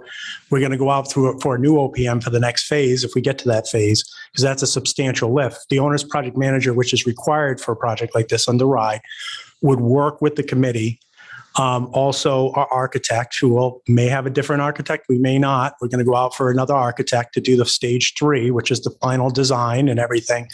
That's a whole process in itself, but the committee stays intact. So the committee is who guides that process, just like the police station. There was a committee that guided decisions, value engineer decisions on fit and finish, the whole process. We're guided in our day-to-day would be an owner's project manager who would help us through that process, be essentially our staff that would be doing the day-to-day. The expectation is every other project, you're meeting weekly with the building committees. If Sam can talk to us what the typical process. Yeah, and I could just use East Providence just because I think it's an example a lot of people are familiar with right now. They just opened. So we have been meeting with that building committee since 2018. We continue to meet with them. We meet with a small subgroup of that building committee every week. We've been meeting with that group since we broke ground in 2019. So there is a lot of work that is done by the appointed body of the school building committee, and that is kind of supported by the OPM and the architect and the constructor, the contractor. And that process changes shape as you go through. So in stage 3 early on, you're in design. So you're taking your stage 2, which was conceptual, like Phil said, and you're trying to then create implementable plans. You're trying to manage the budget, meet program, meet all those requirements and expectations that were created. Then you shift to construction, and then a whole different level of intensity. But again, building committee is there at the hip, going through we're at the hip of the building committee, kind of helping quarterback that process, again, with partners, architect, builder. And I'm just pointing at these examples of architect and builder. So the school building committee is there throughout the duration. That is their charge. And with the hired team members that kind of help navigate that process. And that can take on the form of, like you said, who approves payments? How does that process through your approval process from school building committee to school committee, usually to town council? That's how we typically see it. But each jurisdiction has a different path for how that gets paid. But you have a team that is there approving that work, overseeing that work, ensuring that it meets an industry standard and a completion standard before it even gets to somebody actually writing the check, whether it's at the town finance office or at the school district. I do believe that to ensure clear communication, there needs to be a continued discussion about the role of the school building committee, the subcommittees, et cetera, and how it works with the town. Because I believe the original charge to the school building committee was to really submit a project through phase 1 and 2. And I'm not sure we even thought about what happens next. So that needs to be a continued discussion about how the whole organization is then forwarded and what is the process by which all this work gets done. So I just want to leave that as an open question as to that needs to have a really serious discussion, presented, because you've done what you've been asked to do, and that is to present a proposal and a project. And it was very clearly described in many updates that you've given, including this evening. But then moving forward, we have to decide just how we proceed and make sure there's clear communication so everyone's role is clearly understood. Yeah, understood. And the only thing I'll leave with is it is a RIDE requirement to have this building committee. There was a certain makeup that was required. If you remember, we had to rectify the charter that's true. with the RIDE requirements. So it is RIDE's expectation and typical that the committee takes it from start to finish. That is, I don't think I'm speaking out of turn here, and you can talk to the SBA about that, but that is a typical process. The difference is that the roles may change a bit inside the group. Obviously, we're going to take a little bit, I don't want to say backseat role, but we're going to have hired staff to be managing the day-to-day on this. This is a substantial project. We all have day jobs. So the expectation is that there'll be a flow of communication between the council, the Treasury Department, because obviously it's being funded through the town. And we know that the bonds will have to be flowed through the town.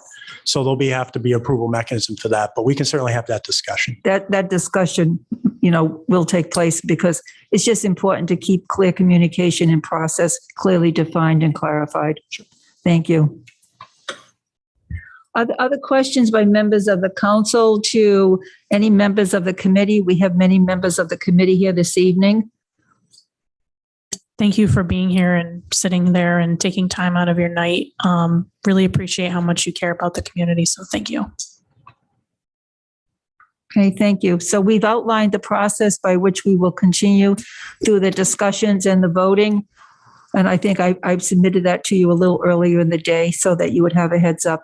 Yeah, I did have, if you'll indulge me, Amy and Don, who just wanted to speak briefly. Certainly. To the need. And then I promise, I know the evening's getting along, but we'll zip it up here. We have another executive session after this. Okay, I'll keep that in mind, or please keep that in mind. The thing I'll leave you with is this group. They are available. I know there's been other concerns about construction industry, inflation, things like that. So if you have those questions, certainly ask offline. Mr. Coward, Assistant Superintendent, you have a few words to say.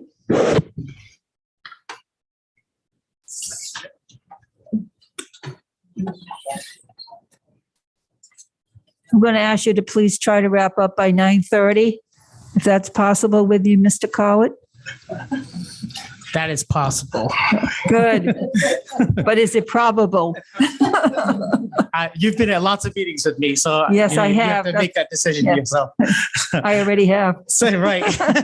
So Amy and I are the educators on the committee, along with Joe Lucian. And Mr. Lucian is not here. He's the principal of the school, but Amy and I are people who have educational experience and background. Before I was an assistant superintendent and director of curriculum, I worked in 3 different states. I worked in New Jersey, Massachusetts, Rhode Island. I worked as a principal of a building that was built in 1927, and I was the principal of a building that was built in 2007. So I have a range of experience in different buildings and ages and how they're put together. My experience has been in a few different places. Amy's experience is different. So I'm Amy Anzalone. I am a Coventry resident and raised my children here who are now successful adults thanks to Coventry schools. And I do have a little bit of a different experience. I've only worked in Coventry for 33 years as a special educator, as a teacher, as a professional development coordinator, as a principal of Western Coventry for 9 years, and now I'm the director of curriculum instruction and assessment. And so my journey is a little bit different than Don's, but I have been in all of the schools and in Coventry and worked specifically in Black Rock and Washington Oak, Western Coventry, and now at central office. So with our 5 minutes or so, we want you to visualize a little bit, sort of like the Alan Sean Feinstein experience, what students and families and community members experience at that school. So we have a bulleted list. We're going to kind of go through and just give you kind of an idea of what people experience. So first of all, just getting in and out of the building, in and out of the site for bus drop off and pick up, along with parent drop off and pick up. So we have a number of buses that come in. I don't think the site was ever developed to have that many buses come in, and the buses come through the front loop of the building, and there's so many of them that it backs up from where the kids get off all the way through the loop. And then you have literally hundreds of cars coming into the site to drop off students in an area that's very close to where the bus drop comes in. The trickle down from that is those cars go out Forster Drive, down Naughty Oak in both directions, and then out on 117. Many community members are severely impacted by this traffic. Our design fixes that because we have the buses and the cars coming in 2 different places with 2 different loops and in 2 different processes for moving people through the area. So the meal service at the Alan Sean Feinstein Middle School is challenging, to say the least. The kitchen is completely separated from the cafeterias. And so you have to actually go up and down some different ramps and whatnot to get the food from the kitchen to the 2 cafeterias. They're not adjacent to each other. As a result, if you could imagine, probably in a total amount of 30 minutes time that a student has in a lunchroom, by the time the food gets in there, by the time the student gets in there, you could imagine that it could be quite a chaotic situation. And it is less than ideal. You need to have the cafeteria, the actual cafeterias, which, by the way, have no windows in them. They have low ceilings. They're quite dark, and they're noisy because they're small and congested. And then they're waiting for the food to be delivered. So I was there today for about 2 hours, and when they deliver the food from the kitchen to the cafeteria, they push them on carts, and they actually have to push them uphill. And that's because the way Feinstein is designed, it's literally like 3 different buildings stuck together. literally 3 different buildings stuck together.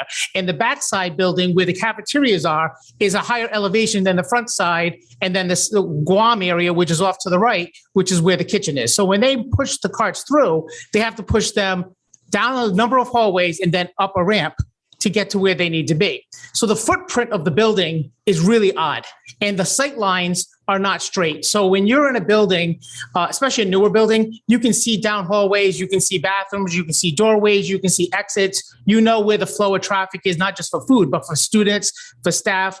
At Feinstein, there's almost no straight lines in many parts of the building. So you actually can't see down a hall. So the result of that is you have a lot of supervision that's required to get students from point A to point B, whether it's going to the cafeteria, going to the bathroom, going to the gym, going to any area. So that's sort of a tax on the building because now we have to supervise it a little bit differently and tighter than we would if we had a different design.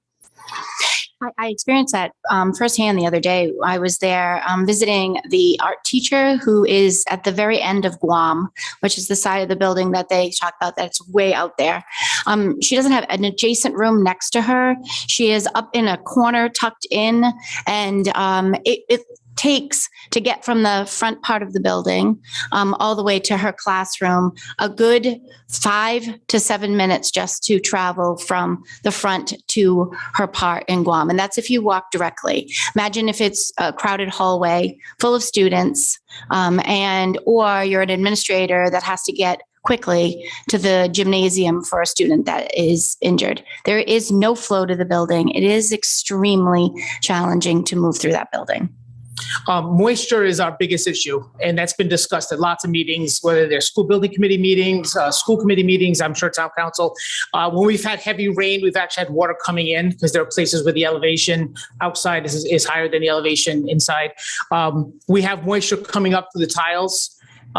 They strip the tiles every summer, which means you take all the finish and wax down, and then they wax them up. And then what happens is all the moisture during the wettest parts of the year, which are really the fall and the spring, come up between the tiles. And the only way to get that moisture to stop coming up is to then strip the floors and re-wax them again. So Jason described the fact that they have a number of rooms in that building to keep those black lines from coming up, have to strip and wax sometimes 4 or 5 times, one room in the course of 2 months, just to keep it so that it doesn't look the way that it looks, which is very unsightly. The other problem with the moisture is it creates slippery floors. So we've had slips and falls where people fall. And going back to the carts, pushing carts on a slick floor uphill, it's like one of those things, walking to school uphill both ways, like it's very slick. And then the last thing is we're running dehumidifiers throughout the entire building, which are either filling up buckets, like 50-gallon buckets, or they're running hoses outside. But the dehumidifiers are running around the clock to keep the moisture down in that building. I just want to also add to that the impacts that this has on instruction. So let's say, for example, a room can't be used. You have to transfer students from one classroom to another. The classroom periods are only about 45 to 50 minutes long. And so if you're taking 5 to 10 minutes to locate another spot for students, it takes the principal to figure that all out. It takes the teacher to move the students. It's just an impact on instruction on a daily basis. When you have maintenance issues as a principal, and I can say it firsthand from Western Coventry, whether it's a pipe bursting, humidity issues, mold issues, whatever it is, that takes away from what we're supposed to be doing, which is instructional leadership every day. On at least 3 or 4 occasions when we've lost power, and we lose power Coventry sometimes more often than our neighboring communities, we've come back to significant damage where we've had to bring in outside agencies to come and dry things out because we've gotten so much moisture and literally furniture covered with mildew, furniture and books that need to be thrown out because they're so damp we can't use them. Things are growing on them. The other thing is the heating in the winter is inconsistent. So some rooms are very hot, some rooms are very cold, which is typical for a building that was constructed in 1958. The lighting in all of the classrooms is also very poor at the middle school. There's rooms with very little natural light. and also rooms with, just even poor lights above. So it is, again, another issue. The lighting is an issue across the building. Which goes with electrical, which goes with plumbing in the bathrooms, like all of those, high quality, maintenance areas. But it ultimately comes down to the learning space, the learning experience for our kids, because that's the priority and that's what, our charge is. So if you walk through Feinstein, and anybody who'd like to walk through, we take you through. The rooms are very oddly shaped. Some are square, some are rectangles, some are narrow, some have, like Amy said, some have no windows. So they're literally cinder block rectangle rooms where you can't, you really can't even put kids into small groups because it just doesn't lend itself to that. They're not really what I would consider safe or nurturing. I mean, they're just not, it's institutional the way some of the rooms look. Not very inclusive because it's hard. A lot of it's not ADA compliant because we have, an old building. But I think the biggest thing is, there's not a sense of ownership or pride by anybody in there because we're constantly chasing the maintenance and we're focusing on that almost exclusive from what we should be focusing on, which is the academics. We are. We are. Only another 25 minutes. No. Midnight after we have our executive session. I actually think you're getting the picture, and I'll have Dawn just wrap this up. I feel very proud to have been a member of this building committee for 2 years. Outstanding people who have worked really hard for our community, and I couldn't be prouder to sit on that. And Dawn's going to wrap up this entire piece for you. So the bottom line is we look at this as an investment, not in one school, but in the whole community. Every student from elementary is going to go through this building. So every student in Coventry is going to experience this. The community is going to have a hub, which I think is going to be a hub of activity. We're going to have, updated gym space, cafeteria space, library space. There's going to be updated fields. So it's going to be a community hub. But I think one of the other speakers said, the most important thing is that I think Coventry deserves this, right? 24 bonds have been approved. 24 bonds have been approved. I live in Cranston. Cranston's already approved 2. We deserve a win. Our kids deserve a school that looks like some of the schools that Alita and Christine work on. And I think the reality is, I know it's challenging to figure out the finance part of it, but I think from an academic educational component, this is like a non-negotiable. This school needs to be fixed. And if it isn't fixed, we're just kicking the can down the road. And we might as well put 2 more additions on the back that are at different elevations so that our carts can go up 2 more levels, because that's what we're going to end up with. I agree. I'm hoping that we give our taxpayers the opportunity to vote for making our schools better here in Coventry. Thank you. So much. I see Mrs. Chairperson Patno on this list. Are you supposed to speak, Chairperson Patno? No? I don't think you want to hear from me because you're running out of time. Well, we always want to hear from you, but we are running out of time. That's true. I appreciate what they said. I don't think I can add anything. Okay, thank you so much. Okay, thank you. Mr. Shockley? So I usually try not to be a monologuer, but I am on this committee. I was asked to join as a representative of the town council. So, in not questioning any other town needs, because I don't question that the town has other needs, I guess I just look at the 2 scenarios of no bond and bond. And so what I look at now is we're spreading $1 million a year over 7 schools. We need to meet capital maintenance requirements in order to get our state aid. And the way to do this is through cutting from what we already have and levies, which increase our taxes. We don't get any more from our taxes, and they're adding to our maintenance of effort. We're still going to need new schools at some point. And while we're putting this money in every year, whether it's just the $1 million or we're actually starting to meet those capital maintenance requirements, the schools are not improving. They're possibly getting more safe, warm, and dry, but we're not making them better learning environments for our children. I think Mr. Cowart just said we're just chasing the maintenance. So when I look at the bond, I see a group of people who understands what this building project is, how these building projects move forward, how they're funded. I see they've made a fully baked project which, while at this point is only making the elementary school safe, warm, and dry, is improving the learning environment in the high school, is making the gym meet accreditation standards in the high school, which is very important, even though it seems like a small thing, and also fully fixing a school. So we aren't just paying interest every year and fixing nothing. We're taking the $1 million a year we pay in now, and instead we're putting $800,000 to $1.7 million into every elementary school between now and 2026. We're putting $7 million into the high school in that time, and we're fully fixing the middle school. So this is also a town expense to pay for the bond. So as we look into the future, we're not increasing our maintenance of effort. And we're allowing the school to ramp up their capital maintenance requirements. So because need for the school is not a question, and I believe we do have ways we could move forward to pay for this project. Like I said, I'm not equating it to other town needs because I know we have other town needs. I'm just saying that's what I look at when I look at the scenario of no bond and putting forth this bond.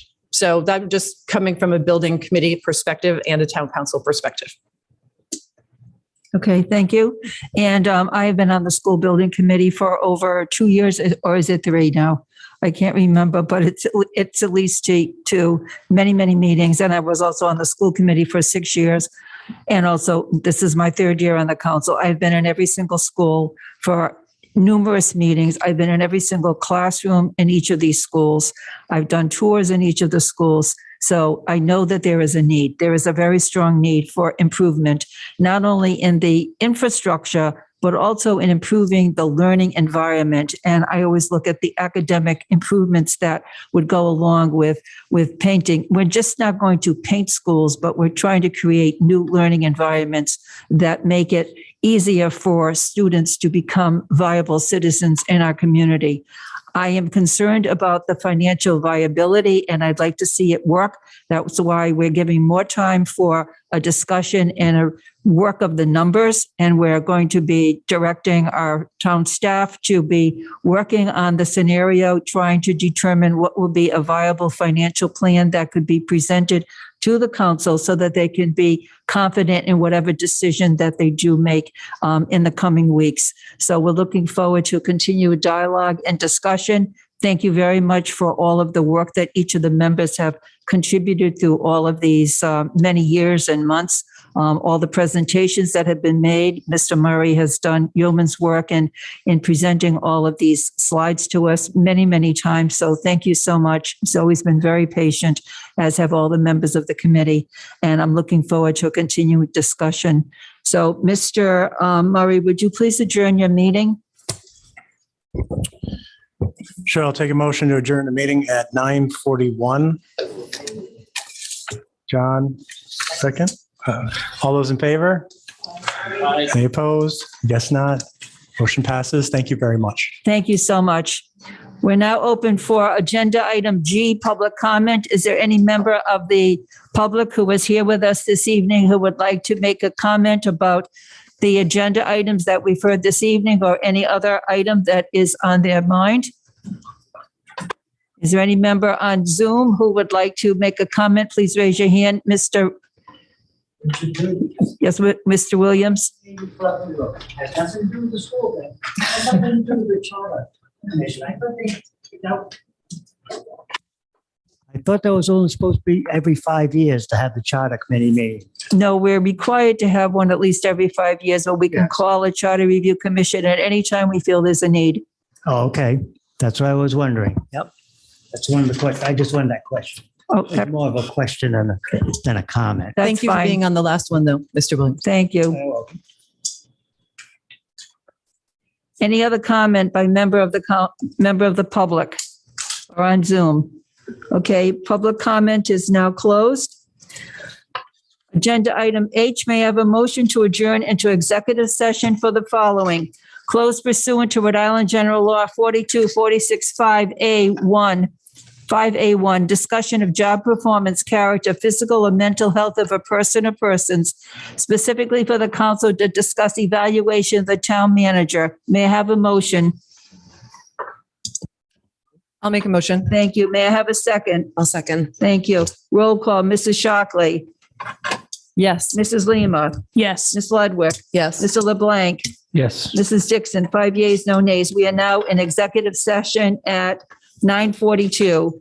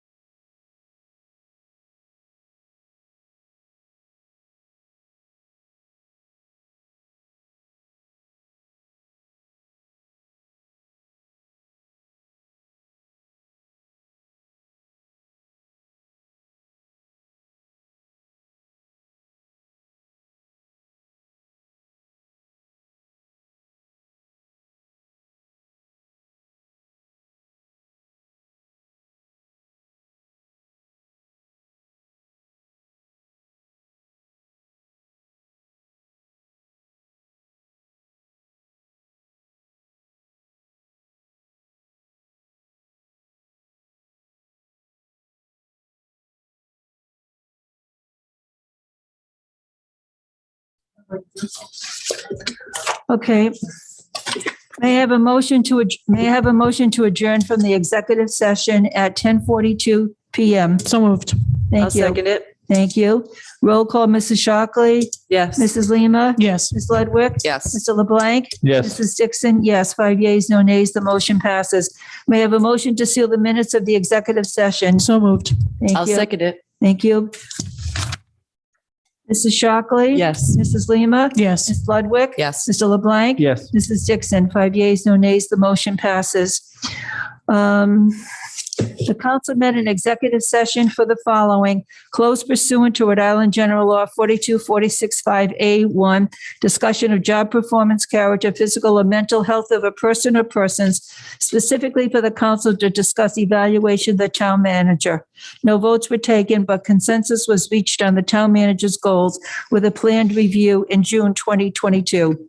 May I have a motion to adjourn at 10:43? We already motioned to adjourn. Thank you. May I have a second? Yes, I'll second it. Thank you. Roll call, Mrs. Shockley, Yes. Mrs. Lima, Double yes. Ms. Ludwig, Yes. Mr. LeBlanc, Yes. Mrs. Dickson, 5 yeas, no nays. The motion passes. The meeting is adjourned at 10:43.